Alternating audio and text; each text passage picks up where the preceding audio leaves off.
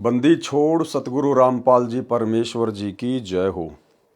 परमपिता परमात्मा सारी सृष्टि के रचनहार, कुल मालिक, असंख्य ब्रह्मांडों के स्वामी, जगत गुरु, तीनों लोकों में प्रवेश करके सबका भरण पोषण करने वाले राजाधिराज, आत्माधार, नाथों के नाथ, देवों के देव, महादेव, सर्वेश्वर, महेश्वर, मृत्युंजय, अजरो अमर, आदि अनादि, सनातनी प्रभु, जगत पिता जगदीश्वर, श्री श्री 1008 की उपाधि के वास्तविक अधिकारी, अकाल मूरत शब्द स्वरूपी राम वासुदेव, सर्वगतम ब्रह्म, परम पूज्य, प्रथम पूज्य, परम संत, परम पुरुष, परम धनी, परम दयालु, सत्य कबीर, हक्का कबीर, अल्लाह कबीर, अल्लाह अकबर, बाखबर, अल्लाह ताला, जगत के तारणहार, जगत के मुक्तिदाता, जगत के जगन्नाथ, हारे के सहारे, हिंदुओं के राम, मुसलमानों के अल्लाह, सिखों के वाहिगुरु, ईसाइयों के मसीह, दया के सागर दयानिधि, करुणा के सागर करुणानिधि, स्वयंभू परिभू, संकट मोचन, कष्ट हरण, मंगल करण, दुख भंजन, अविगत कबीर,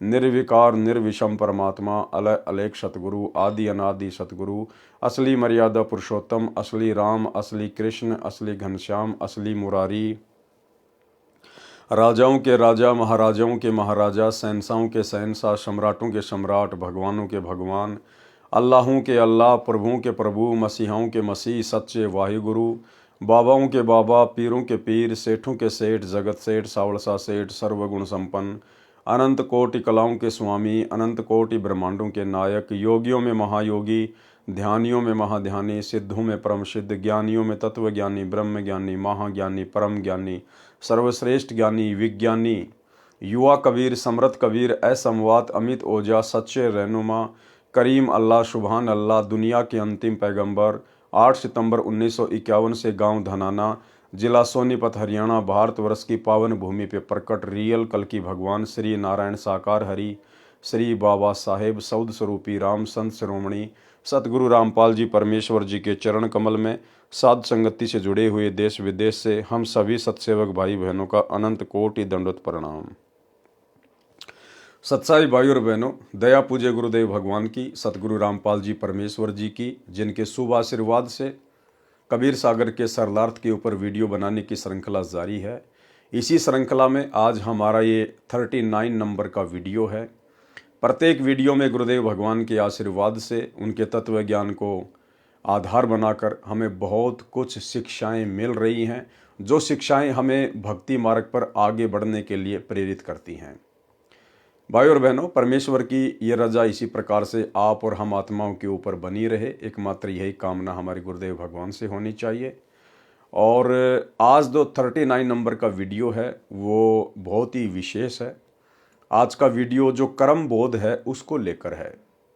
ये जो कर्म हैं कितने प्रकार के होते हैं, कैसे कैसे अपना कार्य करते हैं, ये आज हमें विशेष जानकारी मिलेगी। और भाई और बहनों, आज का जो वीडियो है, दास ये वीडियो पहले बना चुका है। यानी जिस समय हम लोग सृष्टि रचना को लेकर क्रोथा कांड के ऊपर वीडियो बना रहे थे, उस समय ये वीडियो बनाया जा चुका है। क्योंकि क्रोथा कांड के रहस्य को समझाते समय हमने बीच में कबीर सागर के सरलार से पेज नंबर 345 से ये हमने पूरा का पूरा जो प्रकरण है ये लिया था। तो आज हम उसी वीडियो को एक बार दोबारा से देखेंगे, उसी वीडियो को हम दोबारा से सुनेंगे जो कि पहले से ही बना हुआ है। तो भाई और बहनों, कबीर सागर का सरलार्थ पेज नंबर 345, अध्याय कर्म बोध का सारांश।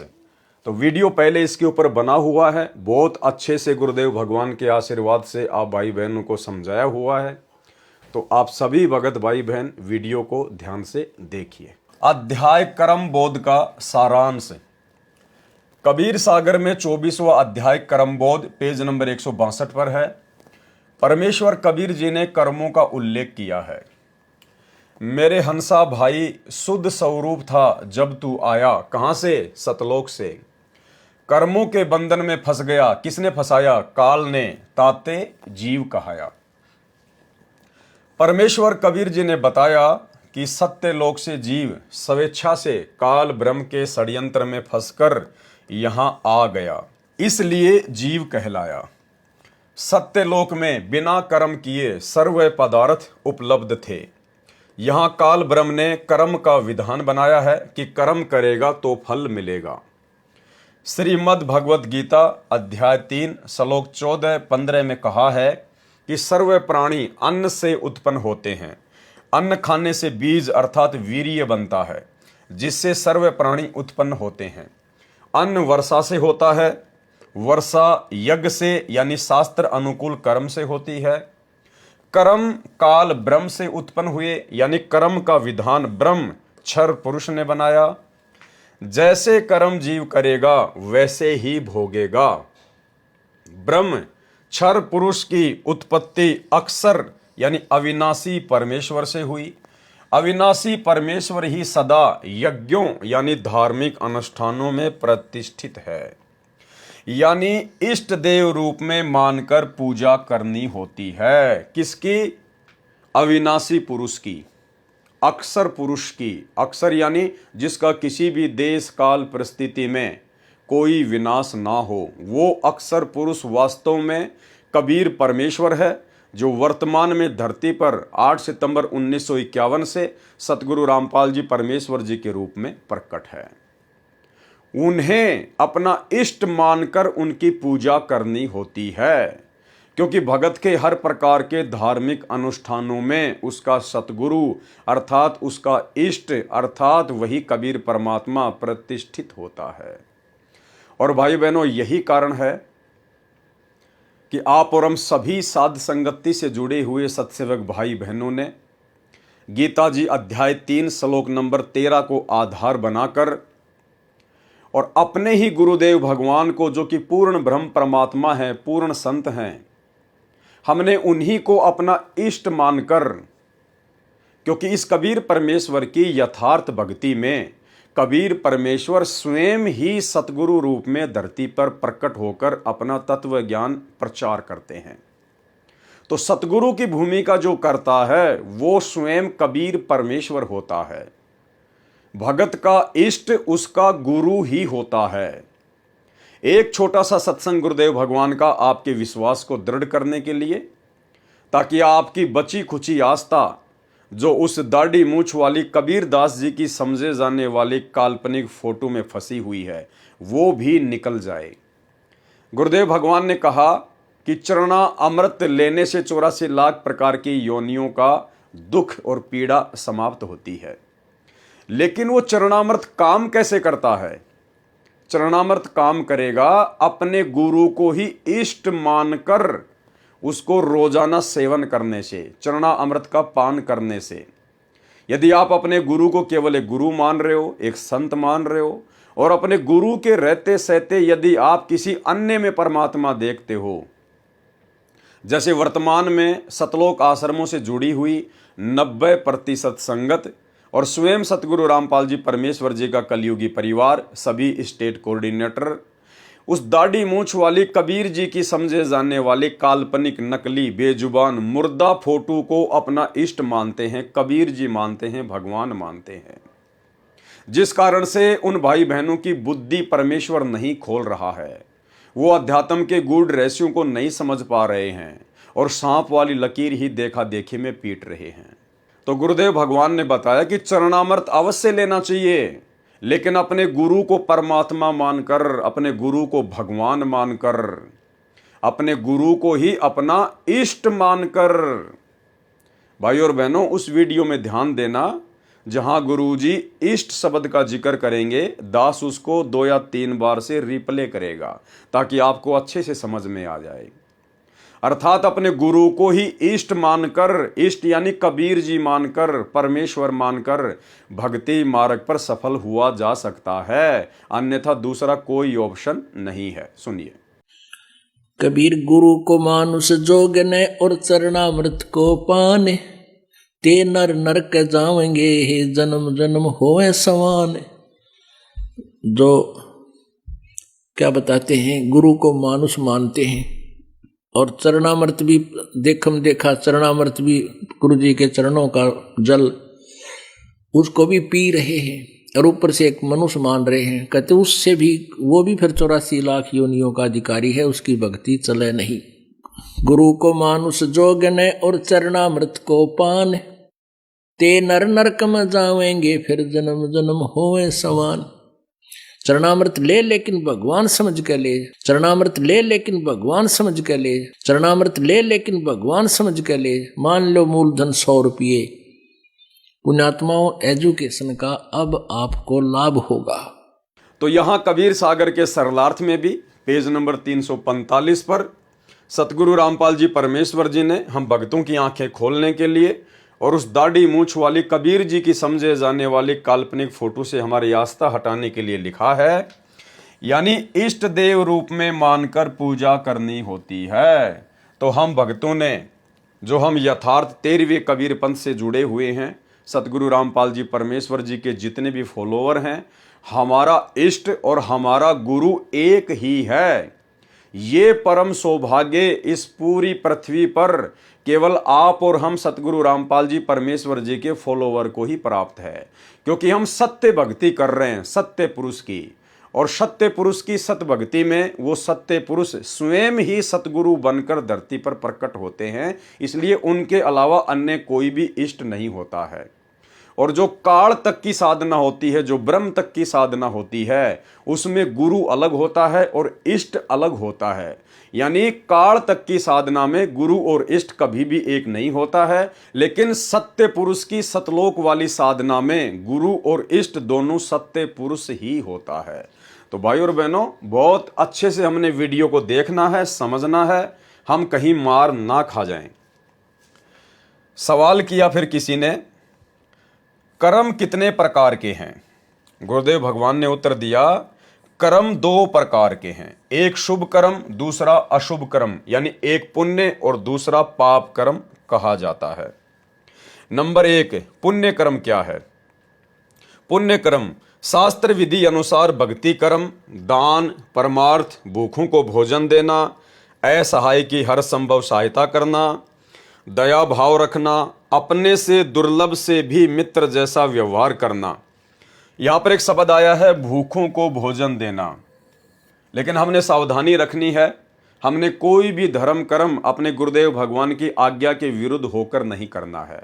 और सारी आज्ञा गुरुदेव भगवान ने हमें सत्संगों में दी हुई है, अपनी पुस्तकों में लिखकर दी हुई है।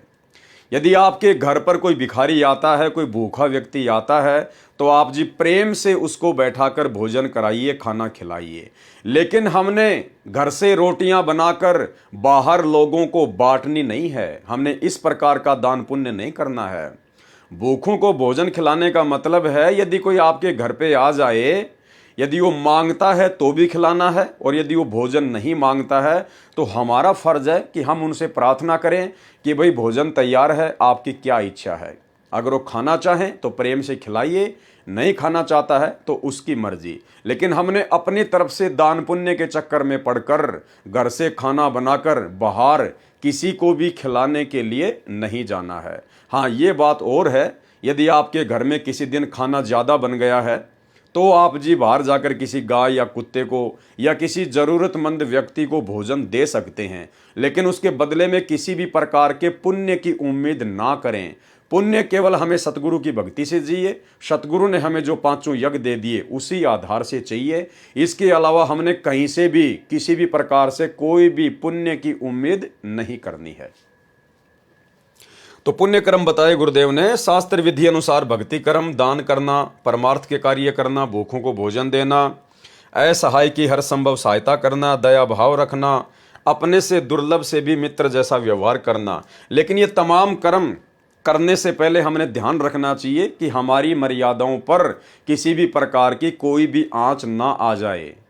भगत के अंदर दया भाव होना चाहिए। गुरुदेव भगवान ने बताया कि दया बिना दरवेश कसाई, लेकिन साथ में परमात्मा हमें शिक्षा भी देते हैं कि वो दया आपने बिल्कुल भी नहीं दिखानी है भावुकता में आकर या जोश में आकर, जो दया भाव आपकी मर्यादाओं को तोड़ने का कारण बने।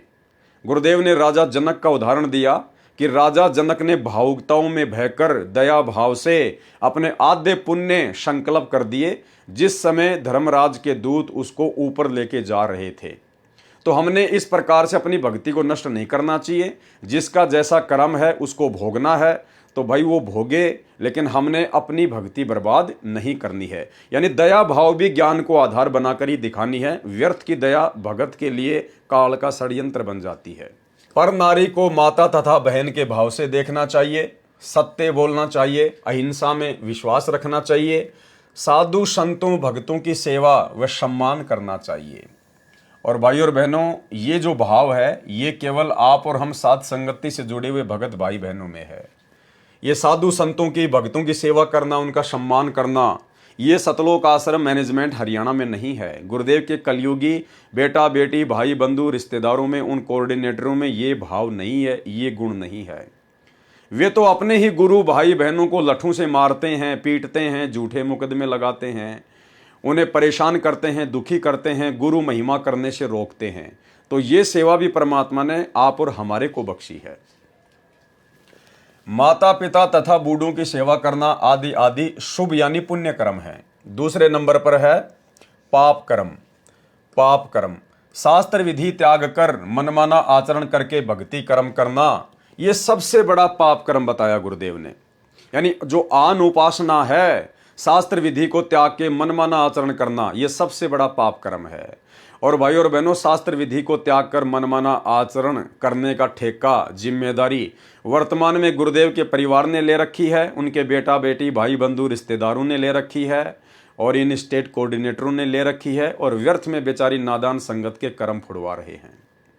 आपको पता होगा, जिस समय श्री राम मंदिर का निर्माण कार्य चल रहा था और उसके बाद में जैसे निर्माण कार्य पूरा हुआ और नरेंद्र मोदी जी के द्वारा उसका उद्घाटन किया गया, उसके बाद भाई और बहनों, सतलोक आश्रम मैनेजमेंट हरियाणा ने, गुरुदेव के कलयुगी परिवार ने श्री राम मंदिर के निमित्त उन आन उपासकों के लिए अयोध्या में 1 महीने के भंडारे का प्रबंध किया, जो कि शास्त्र विधि को त्याग कर मनमाना आचरण था। मनमाना आचरण है, आगे आपको समझाएंगे अच्छे से इन्होंने कैसे कैसे मनमाने आचरण किए हैं। जो सभी मनमाने आचरण इनके स्वतंत्र कर्मों के तहत थे। और ये स्वतंत्र कर्म क्या हैं, अब सतगुरुदेव भगवान हमें अपने कर कमलों से लिखी हुई इस पुस्तक के माध्यम से समझने की दया बख्शेंगे।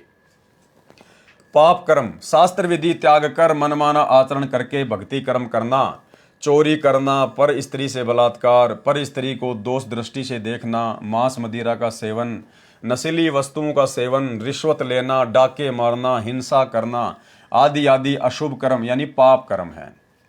फिर प्रश्न किया गया, कर्म बंधन कैसे बनता है, यानी जीव कर्मों के बंधन में कैसे बंधता है। उत्तर दिया गुरुदेव भगवान ने, काल ब्रह्म ने जीव के कर्मों को 3 प्रकार से बांट रखा है।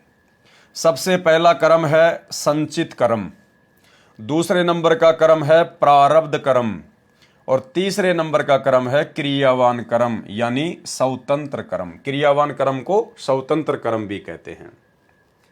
ये 3 प्रकार के कर्म है जिनके माध्यम से ये ब्रह्म, ये क्षर पुरुष, ये काल जीव आत्माओं को बांध के रखता है। भाई और बहनों, बहुत ही ज़्यादा इंपॉर्टेंट वीडियो है।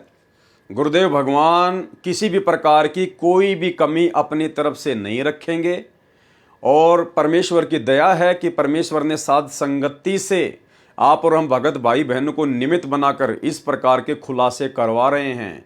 ये खुलासे हमारे भक्ति मार्ग में हमारे लिए बहुत ही ज़्यादा सहायक हैं। हमारी मर्यादा टूटने से बचेगी, हमारे अंदर डर पैदा होगा, भय पैदा होगा, ताकि हम मर्यादा ना तोड़ें, क्योंकि भय बिना भक्ति नहीं होती। तो 3 प्रकार के कर्मों के माध्यम से ये काल जीव को बांध के रखता है। सबसे पहला है संचित कर्म, प्रारब्ध कर्म और क्रियावान कर्म अर्थात स्वतंत्र कर्म। संचित कर्म क्या है? संचित कर्म, संचित कर्म वे पाप तथा पुण्य कर्म हैं जो जीव के जन्म जन्मांतरों में किए थे, उनका भोग प्राप्त नहीं हुआ है, वे जमा है। यानी संचित कर्म वो कर्म है जब से हम सतलोक से अपने बाप के साथ में धोखा करके इस काल के साथ यहाँ आए हैं, और हमने जितने भी मनुष्य जन्म प्राप्त किए हैं, स्त्री या पुरुष के असंख्य हैं, और हर बार हम धर्मराज के दरबार में जाते हैं, वहाँ पे हमारे पाप और पुण्य का लेखा जोखा होता है, अकाउंट होता है। तो धर्मराज क्या करता है, कुछ पाप और पुण्य मिलाकर तो हमारा नेक्स्ट जीवन निर्धारित कर देता है, और बाकी जो हमारे पाप और पुण्य कर्म जो बच जाते हैं वो उन्हें अपने पास में रख लेता है। उनको कहते हैं संचित कर्म। संचित यानी धर्मराज के पास में जो हमारे असंख्य जन्म जन्मांतरों के शुभ कर्म और अशुभ कर्म, पाप कर्म और पुण्य कर्म जो एक्स्ट्रा जमा हैं, उनको कहते हैं संचित कर्म। और जब जीव इस भक्ति से जुड़ता है, परमात्मा से जुड़ता है, तो ये काल उन्हीं संचित कर्मों का दबाव डालकर जीव को भ्रमित करने का प्रयास करता है। संचित कर्म, क्योंकि जैसे नाम ही है संचित, संचित यानी जमा करना, तो काल के पास में हमारे जितने भी पहले के जन्म जन्मांतरों के कर्म जो संचित हैं, जमा हैं, उनको कहते हैं संचित कर्म। संचित कर्म वे पाप तथा पुण्य कर्म है जो जीव के जन्म जन्मांतरों में किए थे, उनका भोग प्राप्त नहीं हुआ, वे जमा है फिलहाल। दूसरा है प्रारब्ध कर्म। क्या है प्रारब्ध कर्म? यानी भाग्य कर्म। प्रारब्ध कर्म वे कर्म हैं जो जीव को जीवन काल में भोगने होते हैं। यानी धर्मराज जब जीव को दूसरा जन्म देता है तो उस समय उसके भाग्य में जो लिख देता है कि तू इतने शुभ कर्म भोगेगा, इतने तू पाप भोगेगा, उनको कहते हैं प्रारब्ध कर्म। जो भाग्य में लिख दिए गए हैं वो जीव को भोगने ही भोगने होते हैं उस समय तक, जब तक कि वो सच्चे सतगुरु कबीर जी की शरण में नहीं आ जाता है। प्रारब्ध कर्म यानी भाग्य में लिखे हुए कर्म। प्रारब्ध कर्म वे कर्म हैं जो जीव को जीवन काल में भोगने होते हैं, जो संचित कर्मों से औषध करके बनाए जाते हैं। जो धर्मराज के पास में हमारे संचित कर्म होते हैं उनसे निकाल के उनका एक रेशियो बना के फिर ये धर्मराज हमारा प्रारब्ध कर्म बना देता है कि तेरा अगला जन्म ये होगा और तू इतना सुखी होगा, इतना दुखी होगा, उसको कहते हैं प्रारब्ध कर्म। उदाहरण के लिए यदि पाप कर्म 1000 हैं और पुण्य कर्म 500 हैं तो दोनों से औसत में लिए जाते हैं। प्रारब्ध कर्म यानी जीव का भाग संचित कर्मों से एवरेज में लेकर बनाया जाता है। यदि 20% लेकर प्रारब्ध बना तो पाप कर्म 50 और पुण्य कर्म 25 बने। इस प्रकार प्रारब्ध कर्म यानी जीव का भाग्य बनता है, इनको प्रारब्ध कर्म कहते हैं। नंबर 3 है क्रियावान कर्म। ये भाइयों और बहनों सबसे ज्यादा इंपॉर्टेंट है, सबसे ज्यादा इंपॉर्टेंट, क्योंकि ये जो क्रियावान जो कर्म हैं जिनको स्वतंत्र कर्म भी कहते हैं, ये 84 लाख योनियों में केवल इस मनुष्य को ही प्राप्त होते हैं।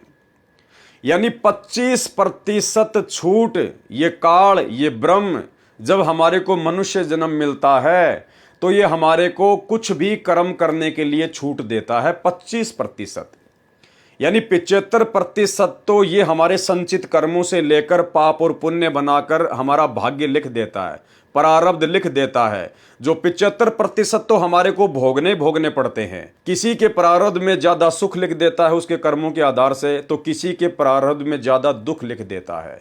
तो वो 75% प्रारब्ध कर्म जो हमारे संचित कर्मों से रेशियो निकाल कर बनाए जाते हैं धर्मराज के द्वारा, जब हमें दूसरा मनुष्य जन्म दिया जाता है तो वो तो भाई और बहनों हमारे को भोगने पड़ते हैं, उसमें तो कोई दो राय नहीं है। साथ में इस मनुष्य योनि को ये धर्मराज 25% क्रियावान कर्म की छूट देता है। 25% इसको स्वतंत्र कर्मों की छूट देता है कि 25% मैं तेरे को कर्म करने की छूट दे रहा हूं। तू चाहे तो अच्छे कर्म करके अपने भाग्य को बदल सकता है, शुभ कर्म भी कर सकता है, और चाहे तो तू अशुभ कर्म करके पाप कर्मों को बढ़ा भी सकता है। क्रियावान कर्म, अपने जीवन काल में जो कर्म प्राणी करता है वे क्रियावान कर्म कहे जाते हैं। ये 75% तो प्रारब्ध कर्म होते हैं, यानी जो संस्कार यानी भाग्य में लिखे हैं वे किए जाते हैं, और 25% कर्म करने में जीव स्वतंत्र है। 25% कर्म करने के लिए इस मनुष्य शरीर प्राप्त प्राणी को इस धर्मराज ने स्वतंत्र किया हुआ है। 75% कर्म करने में जीव बाध्य है, यानी जो हमारे भाग्य में लिख दिया गया है पाप और पुण्य का रेशियो निकालकर, वो तो जीव भोगने के लिए बाध्य है। कब तक? जब तक उसको सतगुरु नहीं मिलता है। और 25% जो कर्म हैं वो स्वतंत्र हैं, हम चाहे तो अच्छे भी कर सकते हैं बुरे भी कर सकते हैं। 75% कर्म करने में जीव बाध्य है, मजबूर है, क्योंकि वे प्रारब्ध में लिखे होते हैं, परतंत्र हैं। परंतु पूर्ण संत मिलने पर परिस्थिति बदल जाती है। लेकिन जब पूर्ण संत मिल जाता है, वो कबीर परमात्मा मिल जाता है सतगुरु रूप में, तो उस परमेश्वर के हाथ में सारी लेखनी, सारी बही, सारे अकाउंट हैं।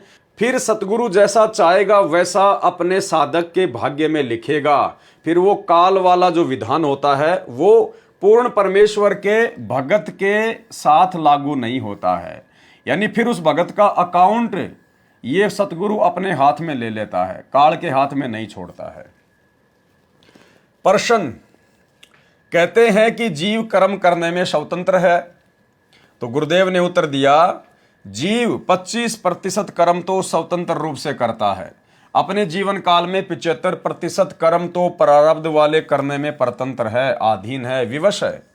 केवल 25% कर्म करने में स्वतंत्र है। परंतु पूर्ण संत मिलने के पश्चात परिस्थितियां बदल जाती हैं।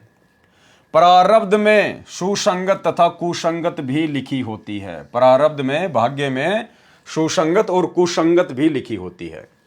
उदाहरण, जैसे राजा दशरथ जी ने यज्ञ किया था सुयोग्य पुत्र प्राप्ति के लिए, यह क्रियावान स्वतंत्र कर्म था। पुत्र प्राप्ति के लिए राजा दशरथ ने जो यज्ञ किया था वो उसका स्वतंत्र कर्म था, क्रियावान कर्म था। अन्य 3 संतान भरत, लक्ष्मण तथा शत्रुघ्न तथा पुत्री शांता थे, वे प्रारब्ध से मिले थे, वो उनके भाग्य में संतानें थी। लेकिन श्री रामचंद्र जी की प्राप्ति के लिए, यानी सर्वप्रथम उसने पुत्र प्राप्ति के लिए जो यज्ञ किया था वो उसका स्वतंत्र कर्म था। और उसके बाद में जो उसको 3 पुत्र और 1 पुत्री प्राप्त हुई थी वो उसके भाग्य में संतान होना ही होना थी। लेकिन वो ये मान रहा था कि मैंने जो साधु संतों से जो यज्ञ करवाया है ये उसके चलते मेरे को सभी संतानें प्राप्त हुई हैं। श्री रामचंद्र जी का सीता से विवाह प्रारब्ध था, यानी उसके भाग्य में लिखा हुआ था श्री रामचंद्र जी का सीता जी से विवाह होना, क्योंकि नारद जी का पहले से श्राप लगा हुआ था। इसलिए श्री रामचंद्र जी के भाग्य में काल ने लिख दिया था सीता जी के साथ विवाह होना। इसके अलावा 14 वर्ष का वनवास सीता, राम, लक्ष्मण का प्रारब्ध था, यह भी उनके भाग्य में लिखा हुआ था नारद जी के श्राप के कारण। लेकिन जंगल में वनवास के समय पशु शिकार करके मारे, वह स्वतंत्र कर्म था। लेकिन वनवास के दौरान लक्ष्मण ने और श्री रामचंद्र जी ने जितने भी पशु मारे, हिरण आदि, अपने भोजन के लिए, शिकार करने के लिए, क्योंकि वो मांसाहारी थे, मांस खाया करते थे श्री रामचंद्र जी, वो उनके स्वतंत्र कर्म थे, वो उनके भाग्य में फिर लिखे गए। उनका भोग श्री रामचंद्र जी को भोगना पड़ेगा। भाइयों और बहनों, इस प्रकार से काल हमें ठगता है। हमें पता ही नहीं चलता कि कौन से हम स्वतंत्र कर्म कर रहे हैं, कौन से हमारे भाग्य में लिखे हुए कर्म हैं। ये तो सतगुरु ने आके बताया अब कि स्वतंत्र कर्म क्या हैं और भाग्य में लिखे हुए कर्म क्या है। अब ठीक इसी प्रकार भाइयों और बहनों, वर्तमान में सतगुरु रामपाल जी परमेश्वर जी ने आप और हम सभी आत्माओं को अपनी शरण में लिया। ये हमारा प्रारब्ध था, क्योंकि परमात्मा ने पहले से ही पूरी राम कहानी बनाई हुई थी। गुरुदेव ने पहले से ही कह रखा है कि काशी में मेरे से जो 64 लाख आत्माएं बिछुड़ी थी, वो सभी आत्मा सबसे पहले मेरी शरण में आएंगी। तो काशी में बिछड़े हुए उनके भक्तों का वर्तमान में उनके शरण में आना आप और हम सबका प्रारब्ध कर्म है। उसके बाद में सतगुरु रामपाल जी परमेश्वर जी ने हमें सत्संग सुनाए, हमें ज्ञान दिया, हमें मर्यादा बता दी। अब यदि मर्यादाओं को तोड़कर हम कुछ भी पाप कर्म करते हैं, गड़बड़ी करते हैं, तो वो हमारा प्रारब्ध नहीं है, वो हमारे स्वतंत्र कर्म हैं जिनका भोग हमें भोगना पड़ेगा। यदि हम लोग मर्यादा में रह के शुभ कर्म करते हैं तो हमारी भक्ति बनेगी, और यदि उनकी मर्यादा तोड़कर अशुभ कर्म करते हैं, भक्ति विरुद्ध कर्म करते हैं, तो फिर वो स्वतंत्र कर्मों में कन्वर्ट होकर फिर वो आप और हमारे लिए मुश्किल पैदा करते हैं। सन 2014 बरवाला कांड के बाद सतगुरु रामपाल जी परमात्मा के हिसार जेल जाने के बाद पीछे से उनके परिवार के द्वारा, इन स्टेट कोऑर्डिनेटरों के द्वारा, बड़े बड़े सेवादारों के द्वारा सन 2019 में जो कांग्रेस सरकार को वोट डलवाए गए, कांग्रेस सरकार का खुलेआम भगतों से समर्थन करवाया गया, ये उन भगतों का स्वतंत्र कर्म था, स्वतंत्र कर्म। 2024 में ठीक उसी प्रकार बीजेपी सरकार का समर्थन करवाना भगतों से, सतगुरुदेव भगवान का नाम लेकर, उन्हीं के नाम की आड़ में पीले पर्चे निकालकर नरेंद्र मोदी की रैलियों में भोपाल में और गोहाना में बसों में भरकर भगतों को ले जाना, ये भगतों का स्वतंत्र कर्म था, स्वतंत्र कर्म। और ये दोनों ही कर्म 2019 में कांग्रेस को समर्थन और वोट, 2024 में बीजेपी को समर्थन और वोट, ये दोनों ही कर्म स्वतंत्र कर्म थे। और ये दोनों ही कर्म गुरुदेव के भक्ति के विरुद्ध थे, जिनका भोग जीव को भोगना ही भोगना पड़ेगा। मर्यादा तो टूटेगी टूटेगी, साथ में उन स्वतंत्र कर्मों का भोग भोगना ही पड़ेगा, क्योंकि काल ने हमारे को 25% स्वतंत्र कर्म करने की छूट दी है। तो इस प्रकार से भाइयों और बहनों, ये काल हमें ठगता है। उसके बाद में सतलोक आश्रम मैनेजमेंट हरियाणा के द्वारा, गुरुदेव के परिवार के द्वारा, राजस्थान के गैंगस्टर आनंदपाल सिंह की सीबीआई जांच का समर्थन करवाना, जो कि पुलिस एनकाउंटर में मारा जा चुका था। राजपूत करणी सेना के लोग अर्थात आनंदपाल सिंह के समाज के लोग उसे अमर शहीद का दर्जा दिलवाने के लिए सीबीआई जांच का समर्थन कर रहे थे। और उसी बीच सतलोक आश्रम मैनेजमेंट हरियाणा द्वारा बेचारे भोले भाले भगतों को और आनंदपाल सिंह की यानी गुंडे की सीबीआई जांच के समर्थन में राजपूत करणी सेना की रैलियों में बैठाना, यह स्वतंत्र कर्म था। भक्तों के दान का 5 लाख रुपए राजपूत करणी सेना को राजस्थान के अजमेर की रैली में चंदे के रूप में देना, ये स्वतंत्र कर्म था, जो कि सरासर भक्ति के विरुद्ध है, जिसका भोग जीव को भोगना पड़ेगा, संगत को भी भोगना पड़ेगा, जिन जिन लोगों ने उनको दान देकर सहयोग किया है, और सतलोक आश्रम मैनेजमेंट हरियाणा को भी भोगना पड़ेगा। उसके बाद में जब हरियाणा में जाट आरक्षण चल रहा था, तो सतलोक आश्रम मैनेजमेंट हरियाणा के द्वारा, गुरुदेव के परिवार के द्वारा लाखों भक्तों को हरियाणा में जाट आरक्षण में उनके धरनों पर बैठाना, ये स्वतंत्र कर्म था।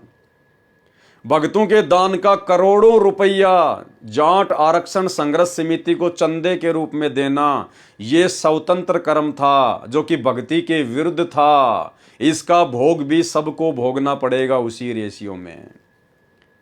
इसके अलावा सतलोक आश्रम में भक्तों से देह दान करवाना और रक्त दान करवाना, ये भी स्वतंत्र कर्म है। आगे चलकर जब उन भक्तों का खून व्यापार का रूप लेगा, क्योंकि आपने तो मुफ्त में दे दिया, और जब आपको ही कल को आवश्यकता पड़ गई या किसी और को आवश्यकता पड़ेगी, और जब उसको खून चाहिए, तो आपके द्वारा फ्री में दिया गया खून 5 से 10 हजार रुपए यूनिट में बिकेगा, 5 से 10 हजार रुपए यूनिट में। तो ये भी भक्तों का स्वतंत्र कर्म है, इसका भोग भी भोगना पड़ेगा। भगत को तो खून की आवश्यकता पड़ती नहीं। अगर भगत बीमार हो गया, कोई नौबत भी आ गई, तो वो तो अपने परमात्मा से अर्ज करेगा, अरदास करेगा, परमात्मा दया करेंगे। और यदि मान लीजिए आपके किसी रिश्तेदार को जरूरत पड़ गई, आपके किसी सगे संबंधी को जरूरत पड़ गई, तो आप जी डायरेक्ट हॉस्पिटल में जाकर उसको खून दान कर सकते हैं। लेकिन इस प्रकार से कैंप लगाकर, आश्रमों में सरकारी गाड़ियां मंगवाकर इस प्रकार से ब्लड डोनेशन करना, ये भक्ति मर्यादाओं के विरुद्ध है, खिलाफ है, क्योंकि आगे चलकर फिर ये धंधा बन जाता है, व्यापार का रूप लेता है आपका खून। तो ये भगत का स्वतंत्र कर्म, इसका भोग भी भोगना पड़ेगा, ये भक्ति मर्यादाओं के विरुद्ध खिलाफ है। वर्तमान में गुरुदेव भगवान के हिसार जेल में रहते सहते, गुरुदेव भगवान के नाम की आड़ में उनके कलयुगी परिवार ने अपने धार्मिक धंधे के लिए जितने भी सतलोक आश्रम देश विदेश में खोल रखे हैं, ये भी उनका स्वतंत्र कर्म है, स्वतंत्र कर्म। और जितनी भी नादान संगत देखा देखी में इन आश्रमों में जाती है, ये भी संगत का स्वतंत्र कर्म है। क्योंकि संगत उन आश्रमों में सत्संग सुनने नहीं जाती है, क्योंकि सत्संग तो सबके घर पर उपलब्ध है, सबके मोबाइल में हैं, यूट्यूब पर हैं, टीवी चैनल पर आ रहे हैं। तो संगत का उन आश्रमों में जाना सत्संगों के बहाने, ये उनका स्वतंत्र कर्म है। फिर रास्ते में कोई 2 मरते हैं, कभी 10 मरते हैं, कभी 13 एक साथ एक्सीडेंट में मरते हैं। क्यों? क्योंकि ये उनका स्वतंत्र कर्म था। और जब कोई भी साधक भक्ति विरुद्ध स्वतंत्र कर्म करता है तो सतगुरु का काल भगवान के साथ एग्रीमेंट है, सतगुरु वहां भगत की किसी भी प्रकार की कोई सहायता नहीं करता है। हाँ, यदि वो भगत उल्टे स्वतंत्र कर्म करके भी बच जाता है, हमें लगता है कि इसका तो कुछ नहीं बिगड़ रहा, भाई और बहनों, वहां उसकी रक्षा उसके पिछले प्रारब्ध के जो संचित जो शुभ कर्म हैं उसके आधार से वर्तमान में उसकी रक्षा हो रही है। वर्तमान में जो वो भक्ति कर रहा है वो तो मर्यादा टूटने के चलते, स्वतंत्र कर्म भक्ति विरुद्ध करने के चलते उसका नाम कट चुका है ऑटोमेटिक। सतगुरु से उसको किसी प्रकार का कोई लाभ नहीं मिल रहा, भक्ति का उसे कोई लाभ नहीं मिल रहा। और यदि उल्टे कर्म करते करते भी यदि वो जीवित है, मौज मस्ती कर रहा है, उसके जीवन में कोई दुख और संकट नहीं है, तो ये उसके पिछले प्रारब्ध के कर्म, यानी उसकी बैटरी फिलहाल चल रही है। लेकिन बैटरी कब तक चलेगी? हो सकता है इस जीवन में भी चल जाए, अगले जीवन में भी चल जाए, क्योंकि भक्ति बड़ी जबरदस्त है। लेकिन सतलोक तो नहीं जा पाया मर्यादा तोड़ के, स्वतंत्र कर्मों का दुरुपयोग करके, फिर किसी न किसी जन्म में उसको दुख उठाना पड़ेगा। और हो सकता है इस जन्म में भी स्वतंत्र कर्म का भोग उसे भोगना पड़ जाए, जिस प्रकार से स्वतंत्र कर्म का भोग आगे चलकर राजा दशरथ ने भोगा, अभी आपको दिखाएंगे। तो भाई और बहनों, ये तमाम जो कर्म हैं, इन कर्मों से हमने शिक्षा लेनी है। आप और हम भगत भाई बहन भक्ति मार्ग पर, क्योंकि हमारा तो पूरा जीवन ही भक्तिमय है। सच्चे सतगुरु से सच्ची साधना मिल जाने के बाद और ये तत्व ज्ञान हो जाने के बाद में भगत के कोई अलग अलग जीवन नहीं होते, जैसे सामाजिक जीवन, आध्यात्मिक जीवन, व्यावसायिक जीवन। भगत का पूरा ही जीवन भक्तिमय हो जाता है, आध्यात्मिक हो जाता है। भगत हर प्रकार से सावधान होता है, हर प्रकार से गलतियां करने से बचता है। तो भाई और बहनों, आप और हम भगत भाई बहनों ने इस भक्ति मार्ग पर यदि सफल होना है तो परमात्मा ने हमारे लिए ना जाने क्या क्या सावधानियां लिखकर इन पुस्तकों में छुपा रखी है, जो अब धीरे धीरे उजागर हो रही हैं। परमात्मा साध संगति के माध्यम से वीडियो बनवा रहे हैं। तो भाई और बहनों, भक्ति मार्ग पर कोई भी कर्म करने से पहले हमारे को एक बार याद आ जाना चाहिए कि कहीं मेरा ये कर्म स्वतंत्र कर्म के तहत तो नहीं है। जैसे आपके किसी यार दोस्त ने या रिश्तेदार ने आपसे कहा कि भाई चलो 2-4 दिन के लिए शिमला घूमने चलते हैं, मेरी छुट्टियां पड़ गई है, मैं फ्री हूँ, और भगत जी आप भी आ जाओ, 2-4 दिन आपको मैं घुमा लाता हूँ, कोई दिक्कत नहीं, आपके पास खर्चा नहीं है तो कोई दिक्कत नहीं है, खर्चा मैं उठाऊंगा। तो आपका रिश्तेदार तो अनुपदेशी है या उपदेशी है, और आपने भी उपदेश ले रखा है, और आपने सोचा कि यार क्यों ना चलते हैं, पैसा तो लग ही नहीं रहा, पैसा तो रिश्तेदार भरेगा, और 2-4 दिन के लिए चलते हैं, क्या दिक्कत है। तो भाई और बहनों, वो आपका स्वतंत्र कर्म होगा, क्योंकि भक्ति मार्ग में भगत के लिए इस प्रकार से सैर सपाटे करना बिल्कुल मर्यादाओं के खिलाफ है। और यदि आप वहां जाते हैं तो ये आपका स्वतंत्र कर्म है।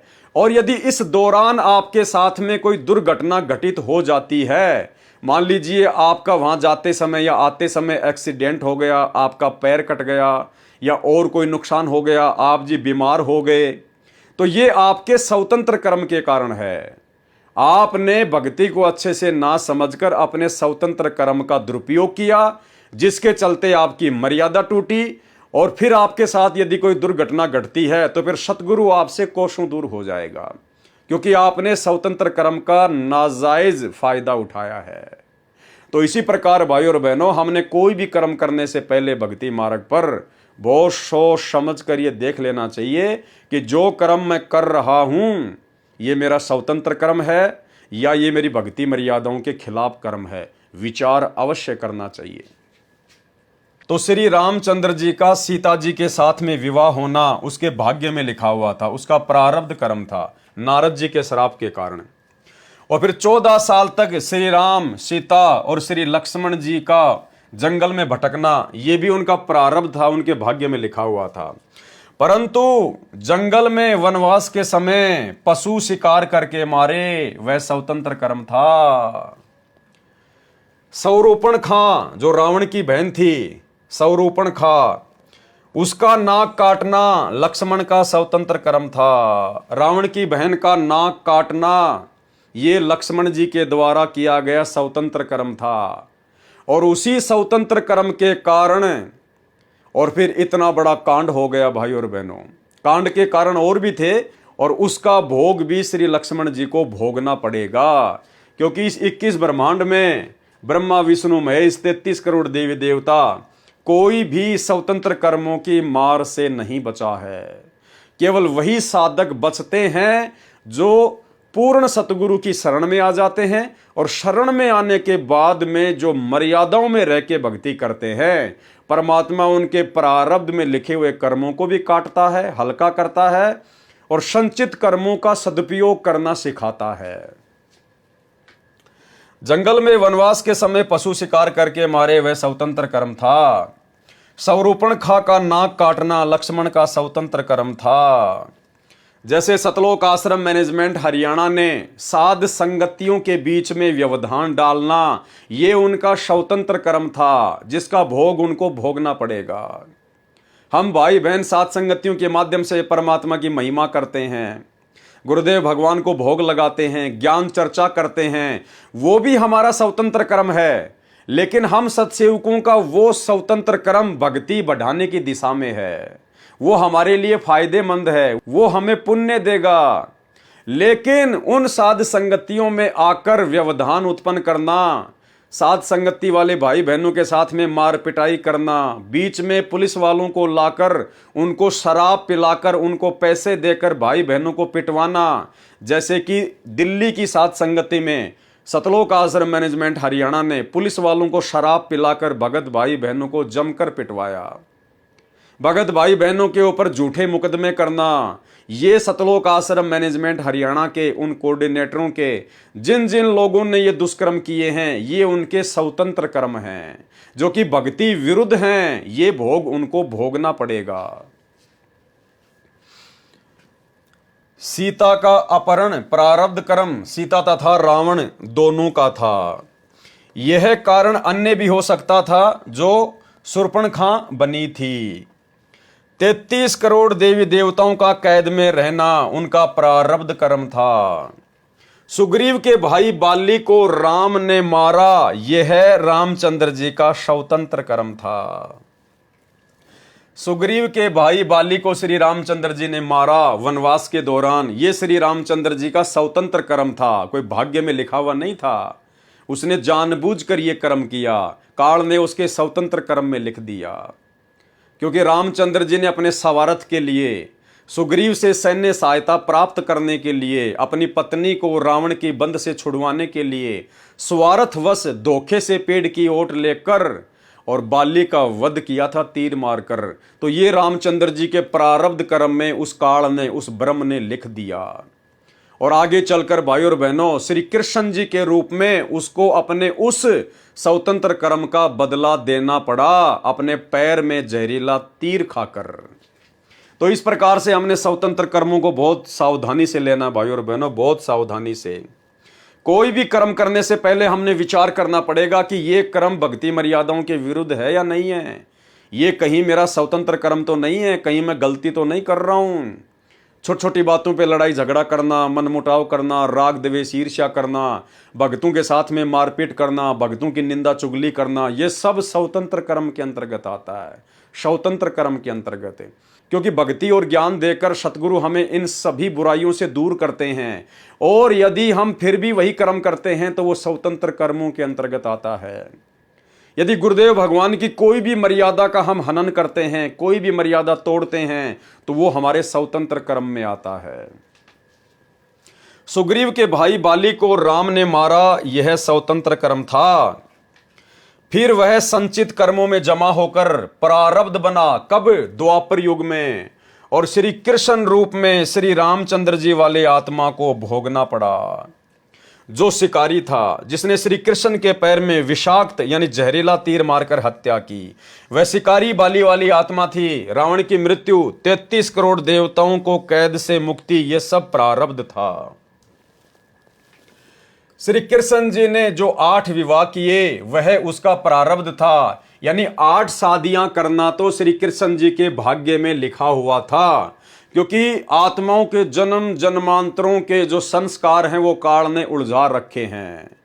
तो जब भी ये उसको नया मनुष्य जीवन देता है तो उसके असंख्य जन्मों के जो संचित कर्म उसके पास में जमा हैं, उससे पाप और पुण्य का रेशियो निकालकर उसका प्रारब्ध बना देता है, उसका भाग्य बना देता है। तो ऐसा ही कोई भाग्य श्री कृष्ण जी का था, उसके प्रारब्ध में था कि 8 विवाह द्वापर युग में श्री कृष्ण जी को करने थे, ये उसके भाग्य में लिखा हुआ था। श्री कृष्ण जी ने जो 8 विवाह किए वह उसका प्रारब्ध था। राधा से प्रेम भी उसका प्रारब्ध था, उसके भाग्य में लिखा हुआ था। गोपियों के साथ भोग विलास, ये भी उसका प्रारब्ध कर्म था, उसके भाग्य में लिखा हुआ था। यानी परतंत्र होकर किया कर्म था, यानी काल के अधीन होकर, परतंत्र होकर वो कर्म किए गए थे। परंतु 16,000 स्त्रियों को एक राजा की कैद से छुड़वाकर अपने पास रखकर उनसे भोग विलास करना, यह स्वतंत्र कर्म था। एक राजा से 16,000 औरतों को युद्ध करके छुड़वाना और फिर उन औरतों को अपने पास में रखना और फिर उनके साथ में भोग विलास करना, सेक्स करना, यह श्री कृष्ण जी का मनमाना आचरण था। ये उनका स्वतंत्र कर्म था जो काल ने उसके बैड अकाउंट में लिख दिया। और परमात्मा कहते हैं, पर द्वारा स्त्री का खोले 70 जन्म अंधा हो डोले। एक पर स्त्री के साथ में व्यभिचार करना, क्योंकि पत्नी के होते सहते यदि आप किसी और के साथ में शारीरिक संबंध बनाते हैं, भले आप दोनों ने अपनी सहमति से बनाए हैं, लेकिन वो आपके बैड अकाउंट में लिखे जाते हैं, वो आपके स्वतंत्र कर्म में गिने जाते हैं। तो एक पर स्त्री के साथ में शारीरिक संबंध बनाने की सजा परमेश्वर ने क्या बताई? पर द्वारा स्त्री का खोले 70 जन्म अंधा हो डोले। और श्री कृष्ण जी ने तो 16,000 औरतों के साथ में शारीरिक संबंध बनाते हुए अपने स्वतंत्र कर्मों को बिगाड़ा है। तो सोचिए काल ने उसको कितना जबरदस्त तरीके से बांध लिया है।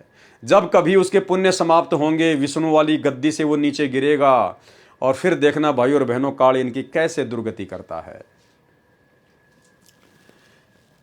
परंतु 16,000 स्त्रियों को एक राजा की कैद से छुड़वाकर अपने पास रखकर उनसे भोग विलास करना, यह स्वतंत्र कर्म था।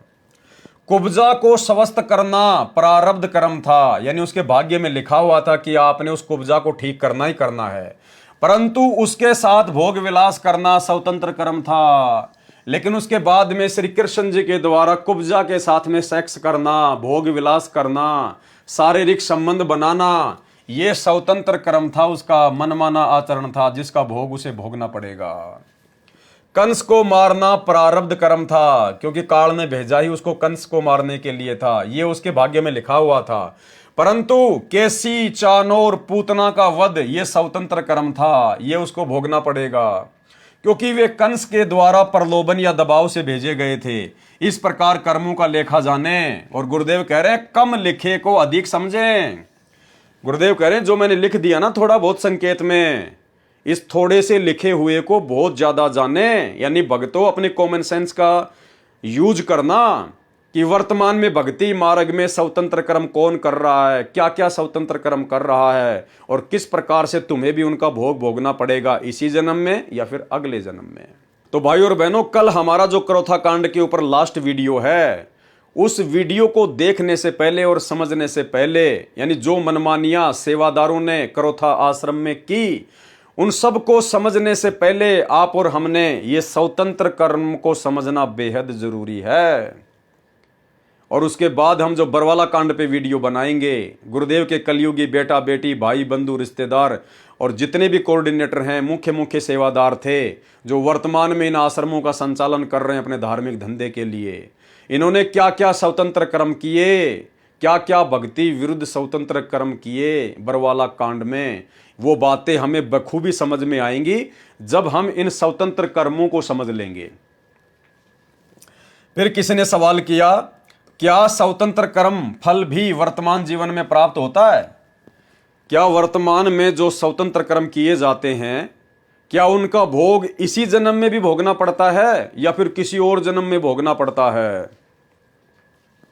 उत्तर दिया गुरुदेव भगवान ने, कुछ कर्मों का फल वर्तमान जीवन में भी प्राप्त होता है, परंतु यह विशेष परिस्थिति में भोगना पड़ता है। उदाहरण क्या दिया मालिक ने? राजा दशरथ रात्रि के समय एक सरोवर पर रखवाली कर रहे थे। उस सरोवर का ऋषि लोग पानी पीते थे, उसे जंगली जानवर खराब कर देते थे। ये सेवा स्वयं राजा ने ली थी, क्योंकि राजा दशरथ मान रहे थे कि ऋषियों के आशीर्वाद से उनको श्री रामचंद्र, लक्ष्मण, भरत, शत्रुघ्न पुत्र प्राप्त हुए थे। वैसे श्री राम का जन्म उनके यज्ञ की देन नहीं थी, ये प्रारब्ध में था। यज्ञ ऋषियों के द्वारा किया गया था, जिस कारण से वे महिमा के पात्र बने थे। एक श्रवण नामक ज्येष्ठ पुत्र अपने अंधे माता पिता को बहंगी, यानी एक बांस के दोनों सिरों पर पालने बांधकर बहंगी बनाई जाती थी, उसमें बैठाकर तीर्थ स्नान के लिए निकला था। माता पिता को प्यास लगी। अंधेरी रात्रि में श्रवण पानी का लोटा लेकर सरोवर पर गया और पानी का लोटा भरने लगा। उसकी आवाज सुनकर राजा दशरथ ने कोई जंगली जानवर समझकर शब्द भेदी बाण मारा। शब्द भेदी बाण, भाई और बहनों देखो, पहले आध्यात्मिक विज्ञान थी, अब वर्तमान में लोगों के पास में भक्ति रही नहीं, इसलिए काल ने विज्ञान का प्रचार प्रसार कर दिया। पहले आध्यात्मिक विज्ञान थी, तो राजा दशरथ ने क्या किया?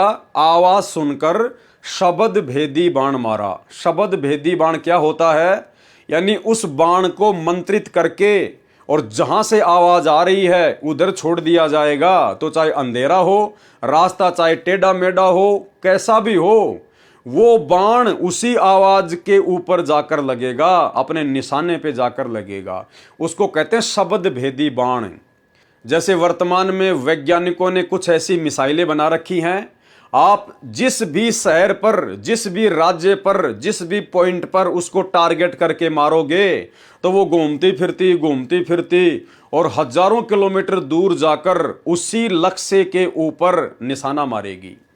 तो इसी प्रकार पहले आध्यात्मिक विज्ञान थी, तो राजा दशरथ ने शब्द भेदी बाण मारा, जो श्रवण को लगा और वह हाय राम कहकर गिर गया।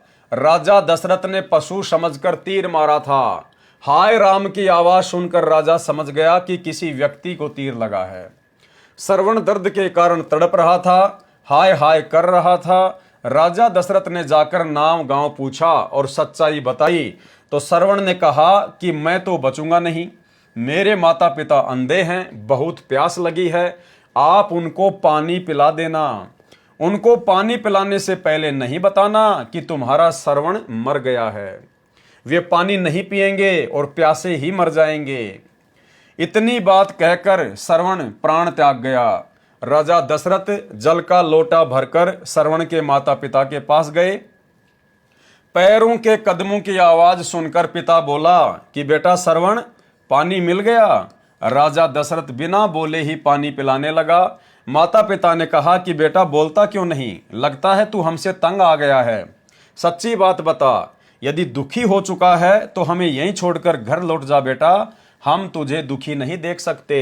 जब तू बोलकर माता पिता नहीं कहेगा, हम पानी नहीं पिएंगे। विवश होकर राजा दशरथ ने सच्चाई बतानी पड़ी। तब दोनों ने हाय हाय करना शुरू कर दिया तथा राजा दशरथ को श्राप दे दिया कि आज हम अपने पुत्र के वियोग में प्राण त्याग रहे हैं, एक दिन राजा तू भी अपने पुत्र के वियोग में मरेगा। यानी भाइयों और बहनों, एक छोटा सा स्वतंत्र कर्म राजा दशरथ का, और वो स्वतंत्र कर्म उसी जन्म में उसकी अकाल मृत्यु का कारण बन गया। भाइयों और बहनों, आप और हमने यदि सतगुरु रामपाल जी परमेश्वर जी से उपदेश प्राप्त करके और यदि अपनी भक्ति को सफल करना है, क्योंकि देखो परमात्मा इतना सब कुछ प्रयास क्यों कर रहे हैं और क्यों अपने दासों से करवा रहे हैं, क्योंकि भाइयों और बहनों बहुत सारी बातें परमात्मा स्पष्ट रूप से सार्वजनिक तौर पर नहीं कह पाते हैं। तो उन बातों को परमात्मा अपनी पुस्तकों में लिख देते हैं, सत्संगों में संकेत कर देते हैं, और फिर अपने कुत्तों को परमात्मा थोड़ी बहुत सद्बुद्धि देके, सत्प्रेरणा देके समय आने पर उनका खुलासा करवाते हैं। तो गुरुदेव भगवान ने हमें क्या बताया कि जैसे मुसलमान धर्म के लोग कहते हैं कि मांस खाने का आदेश हमारे धर्म में अल्लाह का है, तो गुरुदेव भगवान ने क्या कहा कि मुसलमान धर्म में मांस खाने का आदेश अल्लाह का नहीं है। अरे उस अल्लाह ने तो 6 दिन में सृष्टि रची, और 6 दिन में सृष्टि रचकर उसने जो भी नियम कायदे कानून बनाने थे वो सब कुछ लिखवा कर, और फिर 7वें दिन वो तख्त पे जा बिराजा, वो तख्त पे जा बैठा। उसके बाद में यदि मांस खाने का आदेश कहीं से प्राप्त हुआ है, इस ब्रह्म के द्वारा यदि किसी में प्रवेश करके कोई आदेश दिया गया है, या किसी भूत या पितर के माध्यम से कोई आदेश दिया गया है, तो वो आदेश उस अल्लाह का आदेश नहीं है।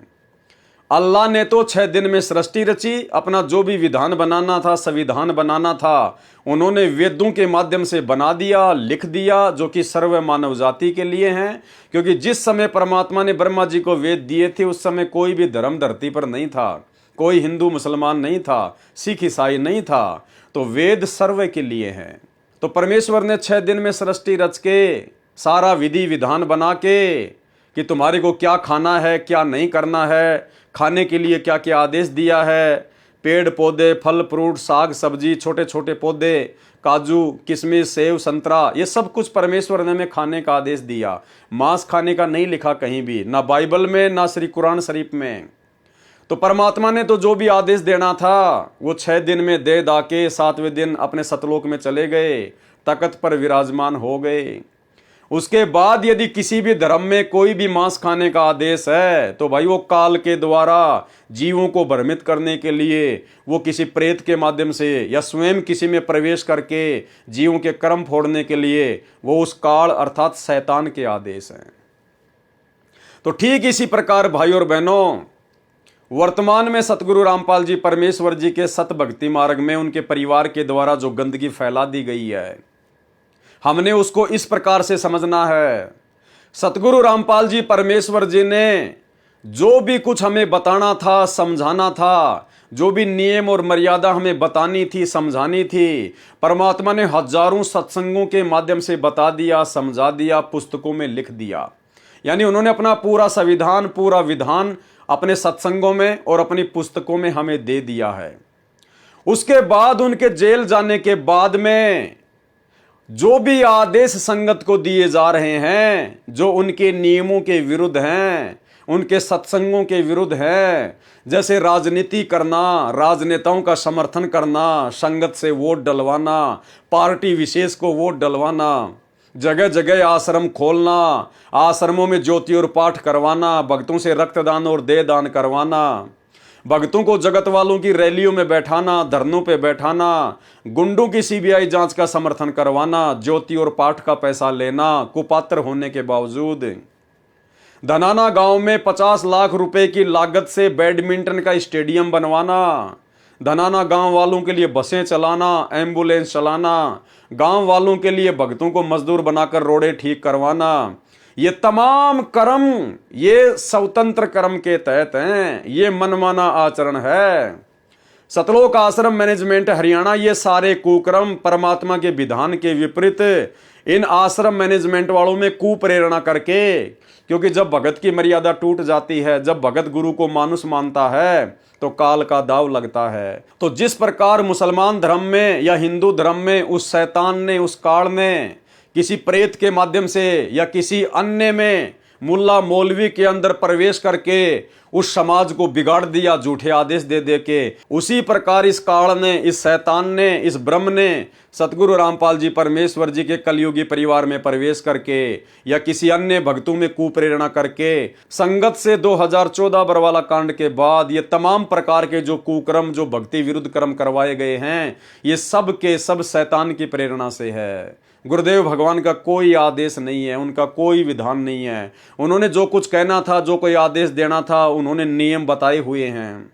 सत्संगों में सारी जानकारी दी हुई है, पुस्तकों में लिखा हुआ है। और उनकी पुस्तकों में और उनकी सत्संगों में कहीं भी राजनीति का कोई उल्लेख नहीं है कि भक्तों ने पार्टी विशेष को देखकर वोट देना चाहिए, या भक्तों ने राजनेताओं का कुत्ता बनकर उनका समर्थन करना चाहिए, या भक्तों ने राजनेताओं की रैलियों में धक्के खाने के लिए जाना चाहिए। गुरुदेव भगवान की किसी भी पुस्तक में, किसी भी सत्संग में कोई जिक्र नहीं है कि भक्तों ने रक्तदान करना चाहिए या देह दान करना चाहिए इस प्रकार से आश्रम में या फिर कैंपों में। गुरुदेव का कोई आदेश नहीं है किसी पुस्तक में, किसी भी सत्संग में कि भक्तों ने गुंडों की सीबीआई जांच का समर्थन करना चाहिए या 2-3% आरक्षण के लिए जगत वालों के साथ मिलकर सरकार का विरोध करना चाहिए। कोई आदेश नहीं गुरुदेव भगवान का कि मेरी गैर हाजिरी में सत्संग सुनने के लिए आश्रम में आना चाहिए, जबकि घर घर में आश्रम है। तो भाइयों और बहनों, ये तमाम प्रकार के कर्म स्वतंत्र कर्म हैं, ये क्रियावान कर्म हैं। और इस काल ने एक सोची समझी साजिश के तहत 25% कर्म करने की छूट, स्वतंत्रता इस जीव को इसीलिए दी है कि जब इसको कोई पूर्ण संत मिल जाएगा, सच्चा सतगुरु मिल जाएगा, मेरे जाल से बाहर निकलने की जानकारी देगा, भक्ति विधि देगा, तो मैं इनको स्वतंत्र कर्मों के माध्यम से विचलित करूंगा, भ्रमित करूंगा, कुप्रेरणा करके उन लोगों में जिन लोगों पर वो नादान संगत अंधविश्वास करती है। तो अंधविश्वास तो भगत ने करना चाहिए अपने गुरुदेव पर और अपने गुरुदेव की बातों पर, लेकिन संगत ने वर्तमान में अंधविश्वास कर लिया गुरुदेव के काल प्रेरित कलयुगी परिवार पर, अपने अपने नामदान संचालकों पर, कोऑर्डिनेटरों पर, जो किसी भी प्रकार की कोई भी मर्यादा में नहीं है। तो भाई और बहनों, स्वतंत्र कर्म क्या हैं ये समझ में आ जाना चाहिए। और वर्तमान में संत रामपाल जी की 90% संगत को काल ने स्वतंत्र कर्मों के माध्यम से ठगा है और वर्तमान में लगातार ठगने की दिशा में दौड़ रहा है। एक दिन राजा तू भी अपने पुत्र के वियोग में मरेगा, ये कहकर रो रो कर प्राण त्याग दिए। राजा दशरथ ने बहुत कहा कि मैं आपका पोषण करूंगा, नौकर नौकरानी सेवा में रख दूंगा, आप ऐसा न कहें और न मरें। परंतु कुछ ही घंटों में दोनों ने तड़प तड़प कर प्राण त्याग दिए, मर गए।